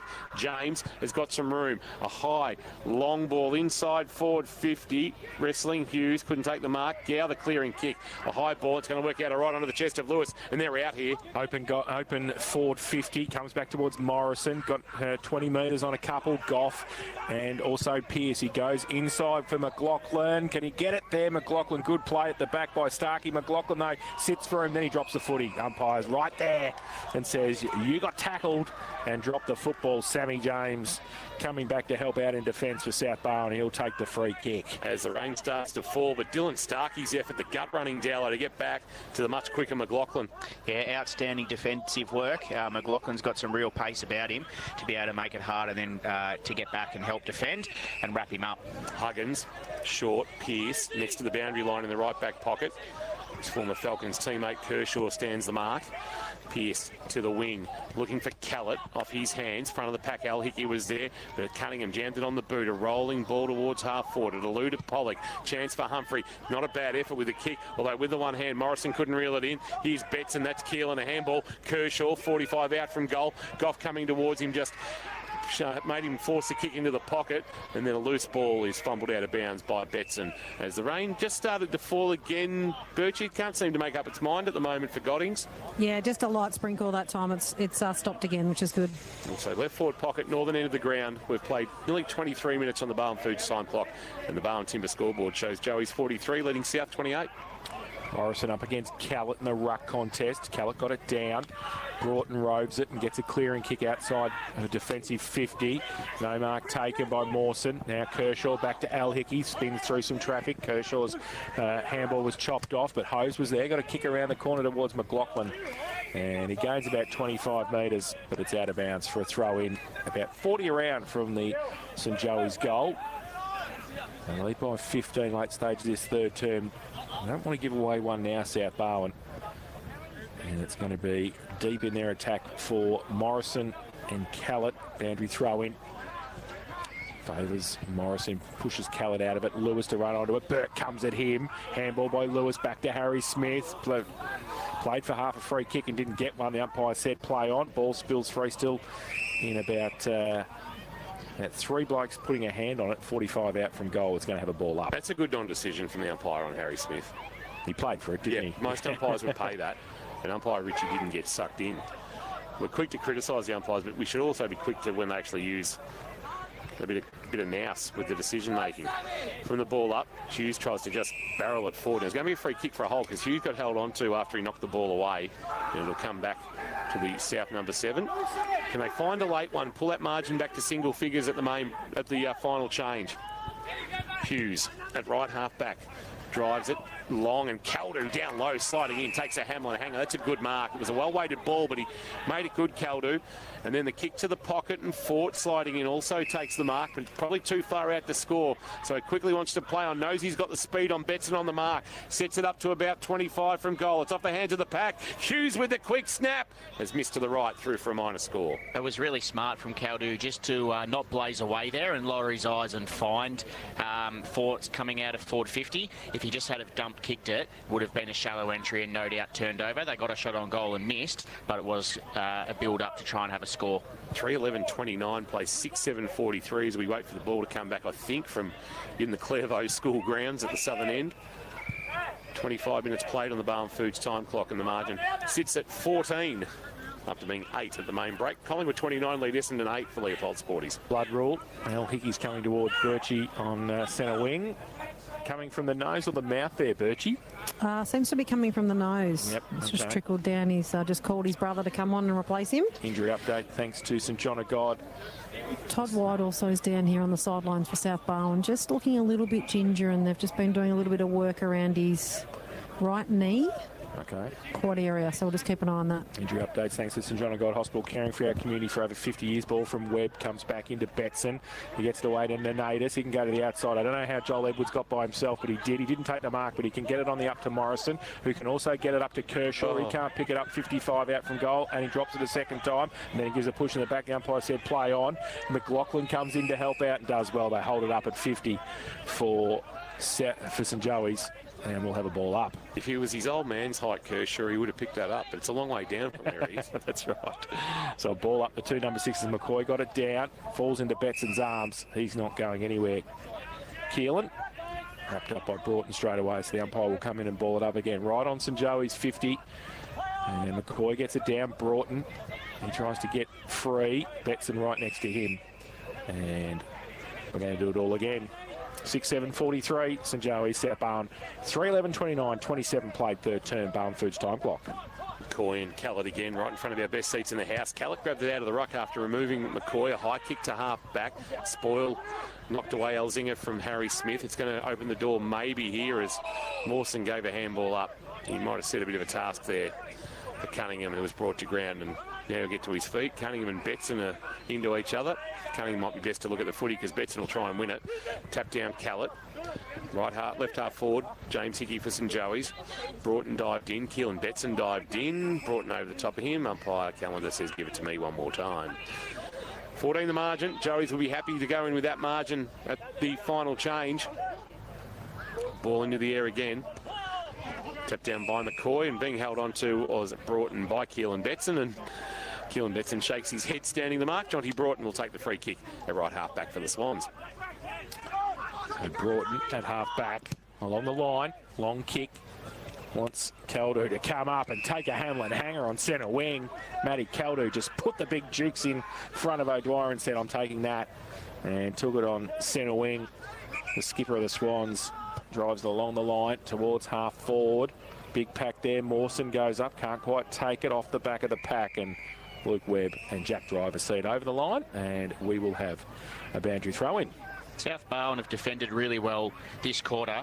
St Joey's have had 13 inside 50s. Their ability just to stem the flow, lock it up, and then be able to exit their D50s been a real strength of their quarter. On the boundary throw in, McCoy won the tap down. Ball's going to bobble out to the front of the pack. Madigan jammed it on the left boot towards the top of his forward goal square, but the mark taken back there by Henderson coming off his wing to help out his defenders. He'll play on Henderson and then cut the ball back to the corridor. Everybody thought he was going to the broadcast wing, and he just chipped it to the corridor to James Hickey, who marks. James Hickey will keep it broadcast side. We'll send it into the waiting arms of Betson, although Hughes judged it best. Just couldn't complete the mark, and now he will be paid the mark. There's a late whistle. He'll quickly play on with a kick and put it on the chest of Todd White. Belly went 15, wide on his left. Sends it towards forward 50. No, Mark Elsinger did his own roving, though. Found it at ground level. On the left boot, a neat little kick into the path of Ford, who dropped what he would normally take. Recovered first as Betson went over the top of him. Boris, a quick snap out of the pack, and it's going to work out all right because the mark is taken by Hughes between the right-hand goal and behind post. And this is a big kick in the context of this contest. This to pull the margin back to 8. So Liam Elsinger's left foot kick should have, for all intents and purposes, had Fraser Fort lining up for a shot at goal. Hughes steps out slightly and puts it through. And we're back to 8 points, and we've got a ball game as we approach three-quarter time. 4:11:35 on the third quarter K-Rock Barwon Timber scoreboard. St Joseph's a 6-7-43 as we approach 30 minutes played on the Barwon Foods time clock. It wasn't pretty there once it went inside forward 50 for South Barwon. They just dropped the mark, managed to follow up his own work and fire out a handball, and then a hurried kick to the top of the goal square resulted in that mark to Hughes. But it was just what happened further up the ground. Instead of just continuing to play down the line, they were able to find one mark to Todd White, who was then able to shift the ball into what we'd deem a different lane and just opened the ground up a little bit more for South Barwon and shifted St Joey's defence. Back to the middle. Coy, number down, Ho's got the clearing kick for St Joey's to centre half forward. Big pack there off the side. Boris picks it up, gets a clearing kick back towards half forward. It's good old Keldu. Probably should have taken a Mark Mawson though in support. Got it away. Elsinger left foot kick around the corner. Fort got him. Fraser's taken it. The grumpy one turns around from 50. Pierces the ball to Todd White, who takes the mark and will shoot for goal from 30 out directly in front. That was good ball movement, Dallo. It was great ball movement. Just the ability for the South Barwon forwards and mids to keep moving, get some separation, hit up at the kicker. Just always allows them to lower their eyes and find a mark, and then again shift that ball into a different lane. Todd White working really hard to get forward and provide his service, beating his opponent back towards goal. So White to bring the margin back to 2 points, close to three-quarter time. He comes in at the southern end and has kicked the goal. So his first of the afternoon, the VFL listed Todd White, and the fifth for South Barwon, 5:11:41. They trail St Joey's 6-7-43. Barwon Timber, K-Rock, third quarter scoreboard in the experts chair. Thanks to the Sporting Globe. The Sporting Globe Geelong Eat, drink sport. Here's Dowlow. Both passages of play for South Barwon that have resulted in goals in the last 3 minutes have come off the back of just being a bit more composed with ball in hand. They've just been able to find some marks, been able to change lanes and just keep the St Joey's defenders guessing as to where the ball's going to go. Not as predictable and not as chaotic, and it's just really helped them find their way back into this game. 2 points down heading into the three-quarter time. And that is three-quarter time. We are set up for a cracking finale to Anzac Day 2025. It hasn't been pretty in the heavy conditions, but fair to say that there is going to be 30 big minutes of footy to be played as South look to win this Anzac Day hoodoo. They haven't won on this day since 2013. Can they overcome St Joseph's for the first time on April 25 in 12 years? Joey's, with their noses in front, they have led all day. South haven't led at any time. But you would feel that maybe if South put themselves in front early in that final quarter, that they could go on and win this contest. 5-11-41, 6-7-43. It's three-quarter time here at McDonald Reserve. We'll take a break, come back, and on the other side, Matt Dowling with his thoughts to three-quarter time for the Sporting Globe. Jane Birch down boundary side for Leopold supporters. A break from McDonald Reserve. It is Anzac Day 2025, and it's a tight one. 2 points to St Joseph's lead. Back shortly. Thanks to APCO Cafe 24/7. Live, breathe, Carrock footy.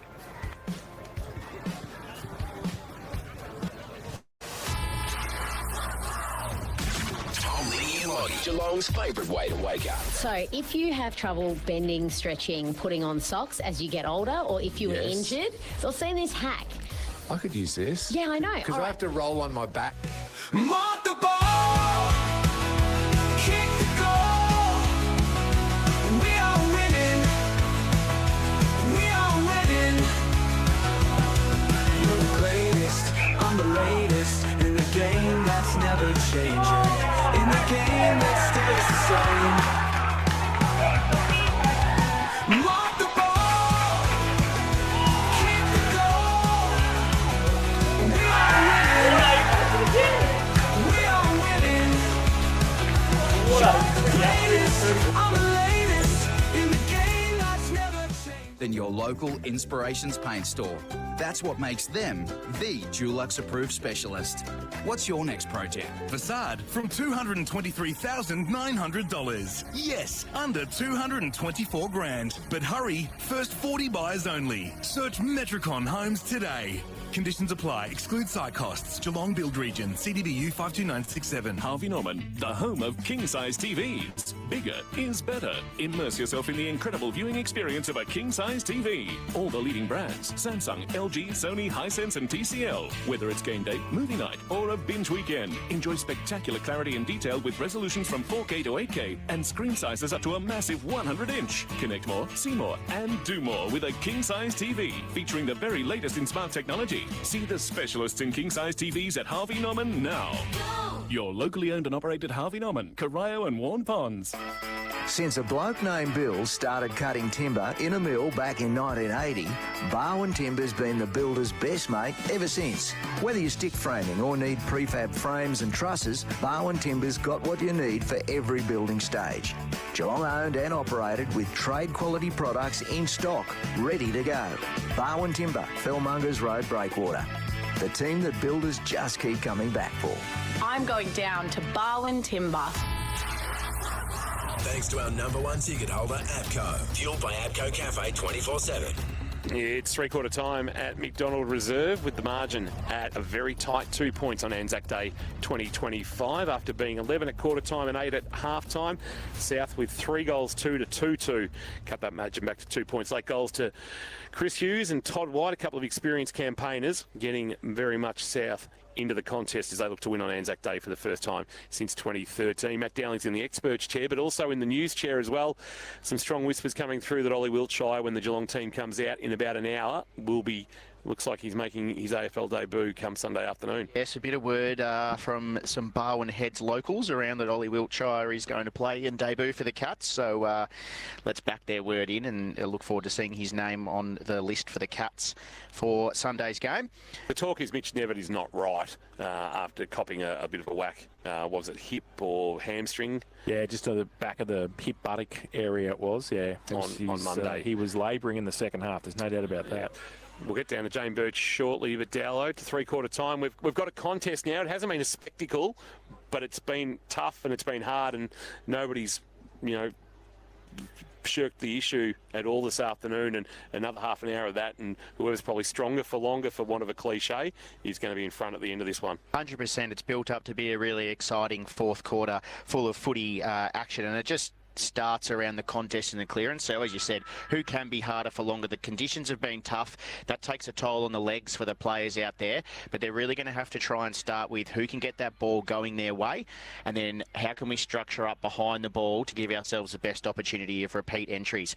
What it comes with there is a real emphasis on let's not blaze away going forward. Let's try and capitalise on those inside 50 entries and be really efficient. And that's what South Barwon started to do in the back end of that quarter. They started to be a little bit more composed. They started to shift the lanes with their ball movement, and their tall timbers started to get active, get mobile up the ground.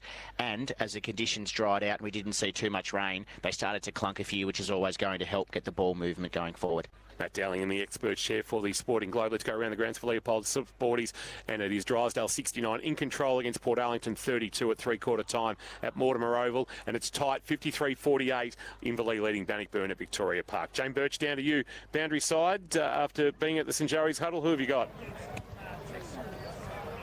No Birchie at this stage? Yeah, I'll just try and grab Ronnie. He's running away from me. Come on, Ron. Come on, Ronnie. It's starting to rain again, I think. Come here. Just a couple of quick questions, Ronnie.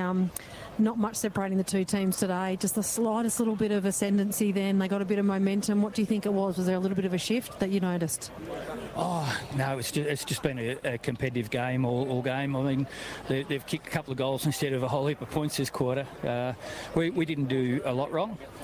It's just been a really good, strong game of footy. So looking forward to the last quarter. Wish it was over already. Will we see any significant moves? Do you think you don't have to let the cat out of the bag, but any moves this quarter, or did you just sort of plead to the players and ask them to give you one last effort? No, we talked about what today is, and it's about purpose and gratitude. And we're thankful we're playing. It's a game of football, and the purpose is to work together and appreciate your mates and give it your absolute best. And that's what we're doing. Thanks, Ronnie. Good luck for the last quarter. Just waiting for the last of the crowd to vacate the field. Thank you, Birchie, for Leopold Sporties, your complete family venue on 35 Kensington Road in Leopold. South Barwon great Glenn Wallace was the last to get off. Get off, Wally. Come on, you've had your time. Number 61. Number 61. Carried it well. Did he wear a glove too for a long time? He wore a glove, I think. He certainly did when he played at Thompson. Absolutely brilliant he was. And then when he went to Tommy Tigers, St Albans became his own little backyard, didn't it? 5-11-41 South Barwon, 6-7-43 St Joseph's. Final quarter action thanks to Zambrero. Feel good Mex. He'll be feeling good at the end of this one. Here's Jace. And McCoy gets it down in the middle for St Joey's as well, but James gives it back towards Callett. James might get it again. Slips through the middle of McDonald Reserve. Gow with a little toe poke back to James, who's on hands and knees. Now Callett got a handball free for the Swans to Boris. He gets a floating torpedo punt towards half forward. Caldu got a good third term, handballed over the top, bit of space close to the boundary line. And they see Hickey tried to tap it back. Handball came back from Noble. He got it towards Pollock. Elzinger's in there as well. Other way Webb though at defensive 50. Tumbling punt goes towards the middle of the ground. Who's it going to sit for? Lewis pushed Wiedemann past the football. The Swans though at half back better. They switch the ball. They've got it on the outside.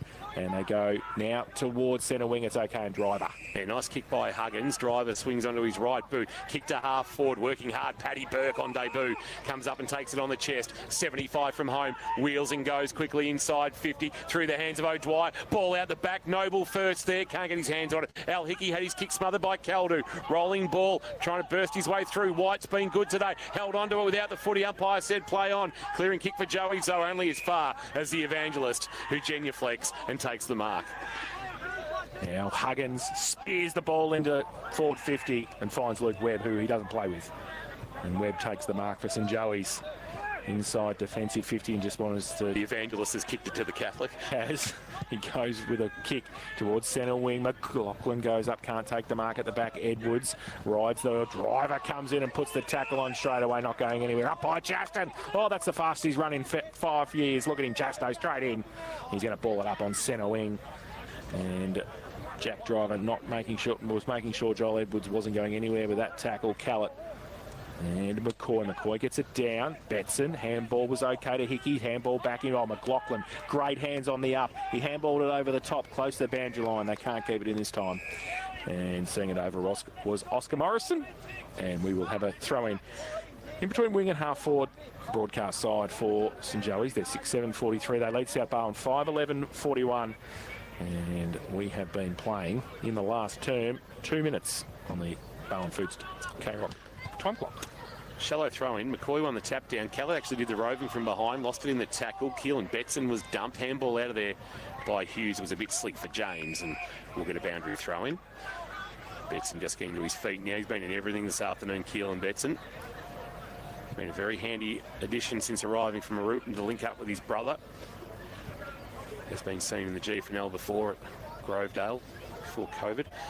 McCoy winning the tap down this time. Chance for South. James, a handball. White through traffic. Looped it out to the voice of Hughes. Hughes has been good this afternoon. Long ball to a one-on-one. Fort and Liam Betson show of strength. Fort nearly won the show of strength, but just couldn't complete the mark. Handball on the up, Burke. Here's Elzinger. Kick inside, forward 50. Caldu, 2-on-1. Brought it to ground. The two might win out. It does. O'Dwyer, a handball over the top. Knights will want to get back onto his left boot instead. Gives a right-hand handball to Al Hickey. Kick to the wing. Back with the fight. Nernadis, no real conviction in that. Chance here for Starkey. Interesting handball. Stolen by Keelan Betson. Lost it in the tackle of Kallett. Starkey threw it on the right boot. Fort, Liam Betson. Fort ended up with it. Got a handball away on the bounce. Somehow to Pollock. Pollock's handball. White had a fumble at the inopportune time. Harry Smith at the top of the 50. He's had it socked away from him by a teammate. Zach Knight's almost a throw out of there. Nernadis lost it. Hughes jammed it on the boot. Left forward pocket was touched. Noble tried to use the body on Webb. Webb was outstanding. And the handball on the bounce to Al Hickey. Now back towards half-back. Standing start, the 2-6s. McCoy tried to tap it on.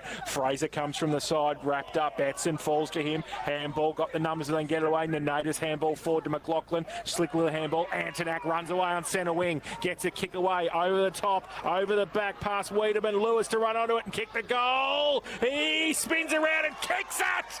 Joey's get the first of the last term. And the margin goes back out to 8 points. Hunter Lewis has kicked his second of the afternoon. And the 7th for St Joey, 7-7-49. They lead South Barwon, 5-11-41. Zombrero K-Rock, final quarter scoreboard. How good was that piece of play from both sides, really? It was a hot few minutes of just the ball coming in and out of South Barwon's forward line and some great pieces of defending down deep in South Barwon's forward line there. And then St Joey's being able to move the ball quickly out of some congestion. Max McLaughlin fires some handballs and then they get the ball out the back. Hunter Lewis runs into an open goal. Tap down by Kallett, roving by James, but Keelan Betson clings on for dear life, ensures he's going nowhere. Bit of push and shove, James and Betson, and we'll get a ball. A couple of combative characters. Kallett winning the tap down this time. Gow through traffic, a handball, freed the arms. It's knocked forward though for South. Hughes was involved, so was Madigan. Free kick though too high. Madigan was a bit indiscriminate there on Betson, who on hands and knees gives a handball up. They'll look to run through James Hickey, who kicks towards half forward, quickly taking the mark and turning and kicking's Nernadis. Right forward pocket to Morrison, who marks. Calls for 50. That won't be 50, surely. Yep. Oh, you're kidding. Oh, no. No, I was going to say, that's not 50.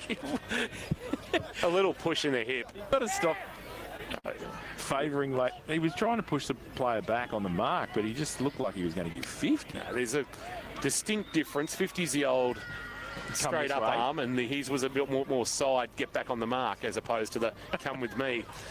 Right forward pocket. Oscar Morrison's kicked 3. To kick 4 in conditions like this would be a match-winning performance. 45-degree angle, 40 out from goal. He's pushed it across the face. They'll compete. There will be no contest, in fact, because the mark taken by Driver. He kicks to his defensive goal square, carefully to Huggins. Huggins into the left back pocket. Oh, he's kicked it straight to Morrison, who dropped what he should have taken in the end. He might find the loose footy. Cunningham to try and shut him down through traffic, trying to barge his way through. Might have been McLaughlin, and that's holding the ball. And a free kick for St Joey's. In fact, it was Antonak, and it'll come back to South Barwon, I should say, and be a free kick to the evangelist, who says, hallelujah, I'll win a free kick. So Huggins hugs the boundary, gets it to Cunningham. Still inside defensive 50. Down the line. Oh, dangerous. He just got rid of it just in time. Caldu over the back. Al Hickey's handball over the top. Set a task for Betson. Oh, he was very good in traffic, but kick was smothered by Cunningham coming the other way. Still on centre wing. Ball in dispute. Punched on by O'Dwyer for St Joey's. Goes towards the side of the pack. Pack develops. The umpire comes in straight away and says, give it to me. And I'll ball it up at right half forward for St Joey's. Just a little bit of a positional change as well. Not sure if it's the knee that Birchie mentioned, but Todd White's gone playing as the deepest forward for South Barwon now. Kallett gets it down. And Pack develops. and it will be. Yeah, he's not moving freely, just looking at him right in front of us here. And he's been really good around the contest for South Barwon today. He's been a real driver in getting the ball out of there. Ball up at half forward, Callett got it down. Tracked by Cunningham, tried to tap it onto Madigan. And a lot of headbands going on there too around the plate. None of them can pick it up though. And it will be another ball up in between wing and half forward on the broadcast side. 7-7-49 St Joey's. South Barwon 5-11-41. In the ruck contest, the ball's allowed to hit the ground, trying to tap it to advantage was Hose. Kicked the ball over his left shoulder, but straight onto the waiting chest of Jack Driver, who is the king of the intercept. He'll keep it broadcast side. It's a high ball. It's not the greatest kick. It might work out okay. It's going to be a free kick and advantage paid. And it's going to be taken by Broughton, who gives a handball release to Elzinger. Elzinger at the edge of the centre square. Bombs it long to a vacant goal square. Betson back with the flight, tracking it. It'll go off to the right. And maybe an opportunity missed there by the youngster Elzinger. Matt Calder with his arms out in the left forward pocket saying, I reckon you might have missed me, young fella. And the margin is 7. 5-12-42. Joey 7-7-49. We've played 8 minutes 20 on the Barwon Foods final quarter time clock. It didn't help that Fraser Fort fell over at the crucial stage too, and fell over his own boots unfortunately, and just apologised up the ground as well. So ball, Webb, got it into Betson, got it back to Webb, goes towards half back. Off the back of the pack, no mark taken. And Kershaw, he's wrapped up straight away. And it will be a ball up.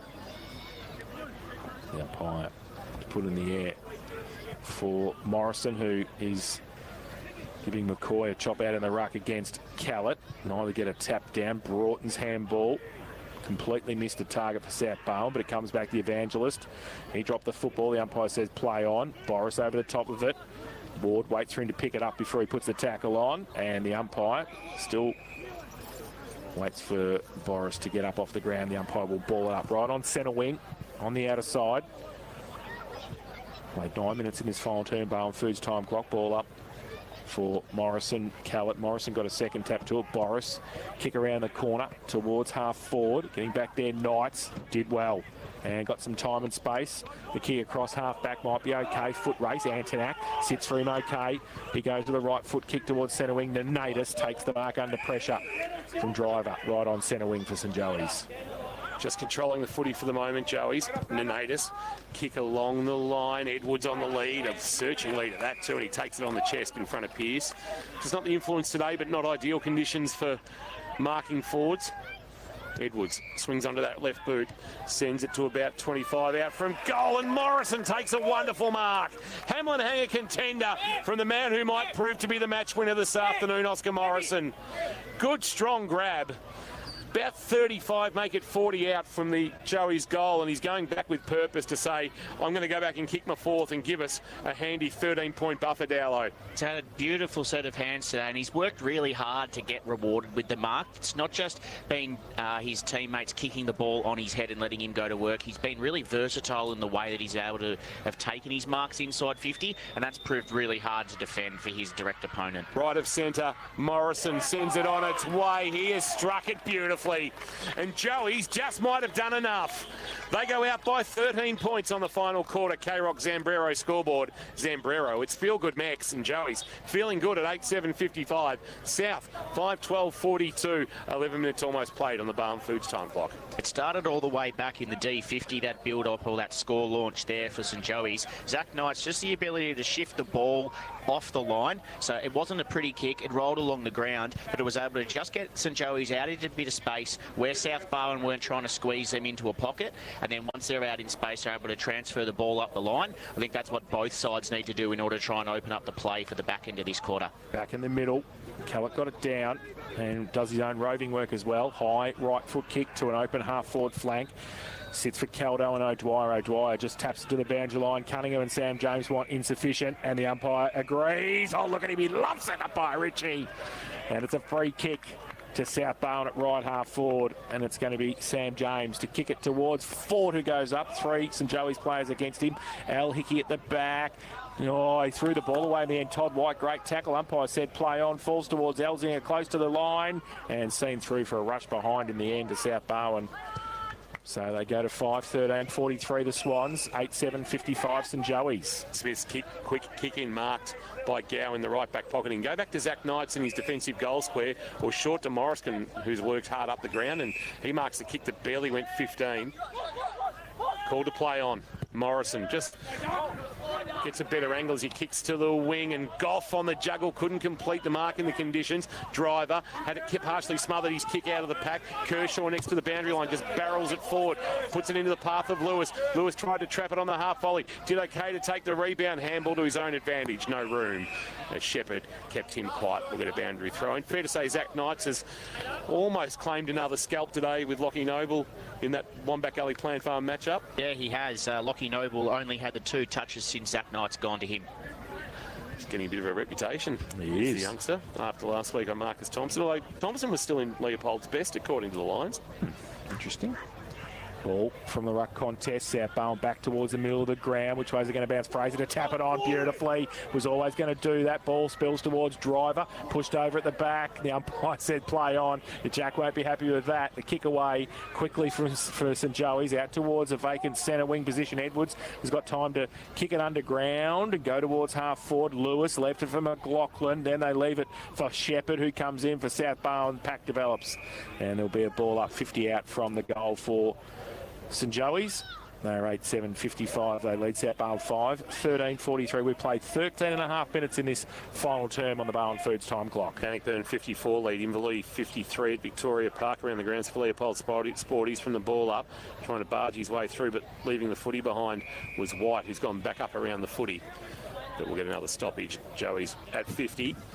One more goal you think would see this one off for last year's minor premier, give them a 21st consecutive home and away win. We won't mention the 2 finals losses. White lying on the ground, got a kick forward. Paddy Burke picked it up, but then he was dumped. Welcome to the GFL as James Hickey shows no mercy in the tackle, and we'll get another stoppage. 55-43, 14 minutes played on the Barwon Foods final quarter time clock. St Joey's lead on Anzac Day 2025.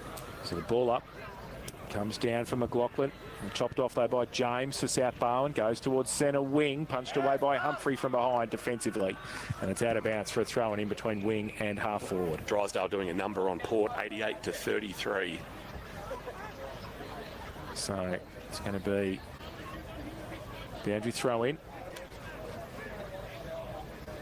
And just about ready to shoot Chevelle's streak too, so that's good. Boundary throw in. Oh, McCoy from behind. Callett. Henderson just got a kick away under pressure towards half forward. Tapped over the back. Edwards' handball was pretty good. Hose just stood there and kicked it over the top with a one-step kick into the pocket. Comes to the back of the pack, South Barwon. Have they got the numbers? They can't pick it up though. Starkey, he got the ball out, and then James couldn't pick it up again, and then Rowan Goff's not happy with Betson. They steered over the boundary line anyway, and it's going to be a throw in about 30 around from the St Joey's goal. Good luck with the Steamatic standout this afternoon, Dowlow. Yeah, it's a bit of a hard one. I think it's whoever Birchie, hopefully she doesn't pinch who I've got lined up, but I think she might. Boundary throw in. It's off hands and rolls back towards the boundary line. Lewis tried to keep it alive for Joey's, couldn't, and it's out of bounds. As I reckon we might be getting a little bit more precipitation, Birchie. Certainly are. Just to finish off with, we'll get everyone wet again, but yeah, it's going to make it really tricky to bridge this gap now. 20 around from the left-hand behind post. Joey's in attack at the southern or old Leisure Link end of the ground, for those who know the area. It's grabbed out of there, but Betson doing the ruck work. That's actually Keelan. Got a handball away, back towards a teammate, might have been Gow. Gow, while lying on the ground, actually gets to his knees and tackles Paddy Burke on debut for South, and we'll get another stoppage. Right in front of the scoreboard, Joey's 55, South 43. 16 minutes played, final term on carrockfootball.live. So ball up. McCoy, Callett got it with a left hand, down towards Hughes, got it up to Madigan, who goes towards centre wing, backpack there. Mawson can't take it with him. Humphrey over the back as well for St Joey's. Betson on hands and knees, and the pack develops around them, and we'll have another ball up on centre wing on the outer side. This is the challenge for the South Barwon coaching staff. What can they do to try and change this game? Can they go with a bit more of a smaller look up forward? Do they bring forwards up around the contest to try and get it out of there in the clearance? They're the challenges. Let's see what they do. So the ball back in from the contest, and Callett and Hose get wrapped up together. The umpire will come in and ball it up again. Still on centre wing on the outer side. McCoy gets to the front. Oh, Callett takes it out of the ruck contest, and then he dropped her. Hose was there for St Joey's. He goes inside 50. Edwards comes out, couldn't take the mark. Betson tried to tap it on past Pearce, and he saw it over the boundary line in the end. Right in front of the scoreboard, 12 points of difference. St Joey's with the ascendancy. We've played 17 minutes in this final term. Barwon Foods time clock. Well, they kicked 2 goals in quick succession late in the third quarter to cut the margin to 2 points. They could still do that, South, but it's hard to do with the ball under the scoreboard, which is the left forward pocket for St Joey's. And the throw in, it's allowed to hit the ground. Keelan Betson doing the ruck work against Ben Callett. And in the end, Keelan Betson comes over the top to lay a tackle, force a stoppage. But South need to roll the dice down. What would you be trying to do maybe just to change things up? Yeah, I think they've just got to keep trying to take the game on. So can they get aggressive halfbacks off the back, release them with some handballs and drive the ball long? Can they shift the ball out into the open side, doing that and spread the defence? Can they get forwards up around the stoppage? There are all sort of little different modes that they can piece into their game to try and keep the opposition guessing, and maybe they find one that works and they can get a bit of a run on for a few minutes. As the rain gets heavier, Callett wins a free kick with a tackle on Betson for holding the ball. Kick to the wing, and Mawson flying, just couldn't hang on the second attempt. There was an opportunity maybe missed. Mawson will come again, loose footy at the front of the pack. Joey's have got numbers there, but Cunningham throws it on the boot for South. A rolling ball that rolls away from O'Dwyer, sits on its point, allows Driver to be able to lay the tackle. Ball doesn't come out. Umpire sees it as, give it to me. So Driver's gone forward to the footy as well as they try to win this game. Did you put forward on the ball, Dowley? Well, you could put him up around a bit higher up the ground and see if you could get a mark higher up and then wheel around and go. Callett takes it out of the ruck and then drops it. Umpire says yes, he did. And play on advantage. St Joey's go with a kick. Ward goes inside 50, getting back there. Starkey doesn't take the mark. McLaughlin the bear down, gets the kick around the corner. Might be okay. Pearce pushed off the footy too easily. Edwards, he tried to get it on the up. Lewis got one high. Umpire says yes, he did. Free kick, Hunter Lewis. And it will be the diminutive little left footer who will have a set shot for goal in front of the scoreboard about 40 metres out, 45-degree angle. He's kicked 2 this afternoon, and this possibly to put the nail right in the coffin. Having played 20 minutes as well in the fourth quarter, I think that St Joseph's, in terms of them being able to shut up shop and save this game, they really need to have good ball security, not let that ball spill out, and they can control the game through that area of their style of play. Lewis keeps it low and has kicked the goal. Goal umpire says all clear. He didn't over-kick it. He just kicked it about halfway up the goal post, and it went through for his third of the afternoon. And the ninth for St Joey's, they're 9-7-61. They lead South Barwon 5-13-43. Zombrero, K-Rock final quarter scoreboard. Zombrero, feel good max. And that's going to make it hard for South Barwon. St Joey's kicking that goal, Hunter Lewis. But I think that this is the time where they do need to start to take the game on. So they've got nothing to lose. Can they start their high half-backs a bit further up off the square? Can they get some run through the middle of the ground? Can they drive it to the top of the goal square and see if they can create some magic? Well, they've got to the 60-point mark. Tap down one by Callett. Coming off his wing was Boris. He overran the footy. Coming the other way, Nernadis. He gave a handball out to Kershaw. He's kept himself out wide and then kicked for the pocket for Lewis. Ball skid away. We'll get a boundary throw in. So if South Barwon were to kick 62 and win this, fair play to them, but it's hard to see them kicking the 3 goals, 1 required to get in front from here, as it does get darker again at McDonald Reserve as we approach, just gone towards 20 to 5 on this mid-autumn afternoon. 5-13 plays 9-7. St Joey's in attack. Ball falls to the front. Hickey dropped it, I think. James Hickey, yes. He took it off Madigan, but then he dropped the footy in the tackle. So free kick's going to come back. South Barwon take it at half back. Go to centre wing. Fort with a lead. Comes up, can't take it. Betson at the back. Shuffles it to Webb. Left foot kick up the chimney. Back to whence it came at half forward. Off the side of the pack, Pollock. Couldn't get it out. McLaughlin can along the boundary line. Turned it over. Goff has taken the mark at half back. Wants to run and come back through the middle. He goes now with the kick. Webb sets himself beautifully. Oh, doesn't take the mark though, Webby. And then just ball security keeps it in. The umpire says play on. Fort puts the tackle on. But it's good for St Joey's. He holds it up and we'll have a ball up just forward of the centre circle for St Joey's in the middle of McDonald Reserve. Spot on there, Jace, with the ball security. If he lets that spill out, South Barwon had the numbers. They were out and had the vacant inside 50. McCoy went to pick it up, the loose footy, but had a little fumble, and that opened the door for Cunningham. A high ball towards centre half forward. Caldu and Ford. Good spoil O'Dwyer. Front of the pack. Elzinger was gone, but left the footy behind. Did well to go back and get it. Gave a handball to Burke. Had his kick partially smothered. James Hickey was in there. Socket off the ground by Burke, and there's going to be a free kick. Fort was taken high by Al Hickey. Al Hickey found himself in just an unfortunate position with Fort with his head over the footy. There was nothing untoward. Fort quickly wants to go. Sends it long. Goal square. They need a mark. Second attempt. No mark. Noble. Quick handball release. Kick of Burke smothered. Out of the pack. Quick kick. Missed to the left. Didn't catch who that was. Was it? Caldu. Was Caldu. And it's through for a minor score, and the margin is 17. So 5-14 South Barwon. They've had 19 scoring shots to 16, but they trail by 16. Caldu now with 2 behinds. Luke Webb for St Joey's. They need a goal now, South, or they're done. Plays on, goes long towards centre wing. McCoy and Cowlett. McCoy in the middle. Oh, in front, Goff. The umpire said play on. Many got hands to it. And he'll come in. And Goffey not happy. It's a good decision. Yeah, they were all there. Yep, Madigan not happy. Betson pretty happy. Anybody happy? Chastain was happy. He had a bit of a smile. That was good. Callett taps it on. Cunningham under pressure. Got a short little kick through the middle. Callett wrapped up by 23 of them. Big boy, Ben Callett. Gow was in there. Betson as well. And now about 55 out from South Barwon's goal. They need one right now. Callett and McCoy in the ruck contest. Neither get a tap. Free kick. Shepherd. McCoy to take the free kick. Ben Callett won't be happy with that. And St Joey's to relieve the pressure at half back. Hard to believe this bloke was playing in the Bellarine Reserves Grand Final last year. His kick into the middle wasn't great. Set a bit of a task there for, I think, Nenatus, who's got his head over the footy. Ball not coming out, and he's pinged for holding the ball. In fact, it's Morrison underneath all of that. And quickly playing on through Cunningham. Kick inside 50, and Caldu has mark. He's got to get back quickly. Time is of the essence for South. They would need to find 3 really quickly here. Quarters have gone around the 31-minute mark, so we're at 24, but in these conditions, trying to bang on quick goals with a wet footy in greasy conditions isn't easy. And it hasn't been Matt Caldu's day in front of goal. In fact, it hasn't been his team's day in front of goal. 5-14 they've kicked.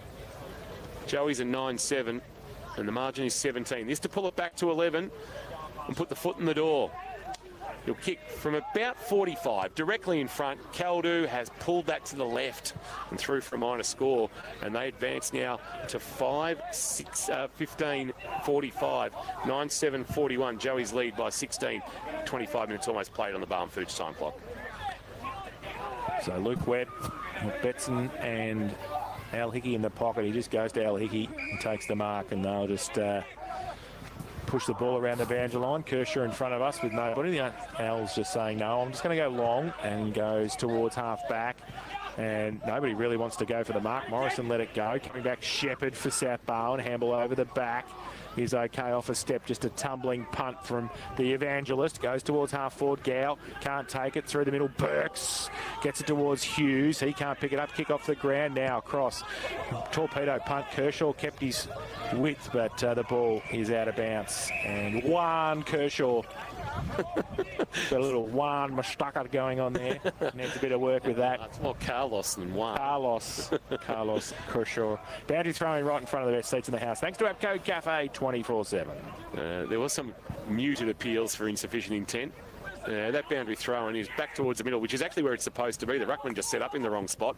Boris tried to keep it alive in front of himself, and he get a handball away. Lost it in the tackle. Betson's just kept working all day, Keelan.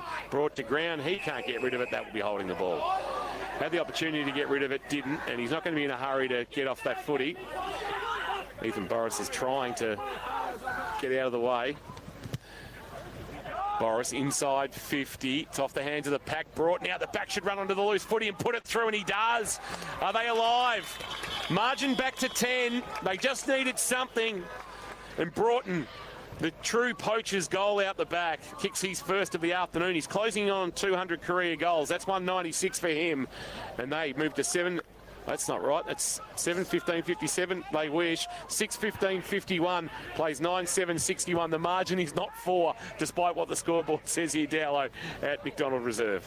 They were very lucky there, South Barwon, that ball got out the back. They've got a really crowded forward line at the moment, which is surprising. I would have thought that they'd be trying to keep it a little bit more open and see if they can find a score that side. But it did go out the back, and Broughton ran on and kicked a goal. They're trying to work out the scoreboard now. They've made an absolute hash of it. Now they've got 20 points the margin, as we've got a stoppage in the middle from the ball up, and the rain has just got heavier. Well, I think the times is okay, and it's 27 played in this final term, so they're going to move on here, the Swans, and they go. Now, Starkey from half back goes inside. Fort comes out. Oh, nearly took the mark, and it comes off hands. Pack develops 45 out from South Barwon's goal. From mid-air, Burke gets it towards Fort. Can't take the mark off. Burke just indiscriminately right foot tried to get the ball forward. Comes to the side of the pack. White comes in. He can't pick it up. Webb's across there as well. Noble as well for South Barwon. Handball on the up. Webb, good.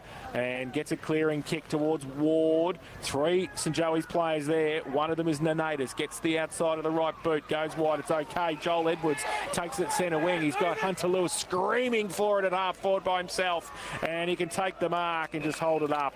Getting back there, Starkey plays on quickly, kicks along the ground, wants the bounce. Oh, he goes across the face of goal. It might be okay. Is it out? It is. Unlucky in the end for St Joey's. Austin Shepard couldn't keep it in. And it will be a boundary throw in the right forward pocket for St Joey's. That breeze has got up a little bit too, Birchie. Birchie's wet, that's all I will say. We'll get down to Birchie in a moment. Ball back into play. Callett winning the tap down as the rain has really started to come down. Here's Shepard in the left back pocket, turning and kicking to the corridor. Dangerous kick. Although Keelan Betson shouldn't have attempted to mark, because McCoy would have taken it on his chest. Anyway, in the end, McCoy ends up with a kick inside 50. Spoil of the ball towards the boundary line. Numbers there. Madigan trying to pick up the footy. Things have got really dark here, and now holding the ball is paid, and it's going to be a free kick. The umpire says Madigan tried to fend off, and the resultant free kick might be in the hands of McLaughlin, I think. So, right forward pocket. This would definitely end it as we approach 29 minutes played. A point would make the margin 11. That's probably the best case for South Barwon here, is a point, and then they can launch from their defensive goal square. McLaughlin will use all the time that he's got. Look to kick his first and make the margin 16, and that would be irretrievable. Tight angle, right forward pocket, southern end of the ground to ice the game. He'll send it to the top of the square. It's off hands. It rolls into the goal square, and it's knocked through for a rush behind. The margin's 11, and they've got to roll the dice now, South. Got everybody up high to South Barwon, and they're going to rip it right down the middle of the ground. They are. Starkey plays on straight down the middle of the ground, goes towards Fort, and getting it away. Elzinger goes with a long kick. It's a one-on-one out the back. No mark taken. Broughton played for half a free kick, didn't get one. Oh, Harry Smith the other way, bursts away and gets it wide to Ward, who takes the mark under pressure from Boris. He'll just settle the play down at centre wing. Harry Smith, Johnny Broughton still working out how he didn't get a free kick.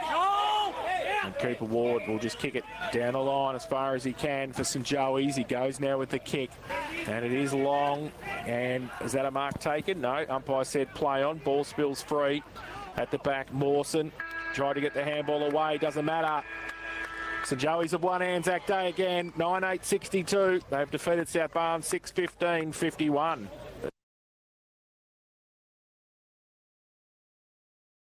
7 consecutive victories in this traditional clash. It was South who dominated it through the early years during their premiership years, but St Joey's just can't seem to lose on Anzac Day. 9-8-62, 6-15-51. Not a spectacle for the ages, but a contest nonetheless, as two teams that we know are going to be there come September have a real dip in trying conditions in mid-autumn. Jane Birch has got the brolly out and ready to go, and a couple of chats before the players make their way off the ground. We're into the fifth quarter after that fourth term, thanks to Zambrero. Feel good, Max. Fifth quarter action, thanks to Homestyle Aged Care, the next best thing to being at home. Birchie just making her way towards the St Joey's huddle. Of course, I can see Jack Mullen on the crutches. That will be a talking point for Joey's. That'll be a blow for them. 9.8.62, 6.15.51. You would suspect he's going to spend some time on the sideline, and maybe we won't see him until June and the big freeze clash as the umpires wave off that score. 62 to 51. Let's go down to Birchie. Birchie, you've just been able to make your way around the players that are down there. You've been able to jag anybody for a quick couple of words. I think players will be keen to head to the rooms after the weather. I like the umbrella. Oh, not Webby. Please not. Mark the ball, kick the goal. We are winning. We are winning. You're the greatest. I'm the latest in the game that's never changing. In the game that stays the same. Mark the ball, keep the goal. We are winning. We are winning. You're the greatest. I'm the latest in the game that's never changed. Another really good one between South and us, and I'm just glad we got over the line. And obviously today it doesn't take much to get anyone up, playing on Anzac Day. It's such a special occasion and an honour to play.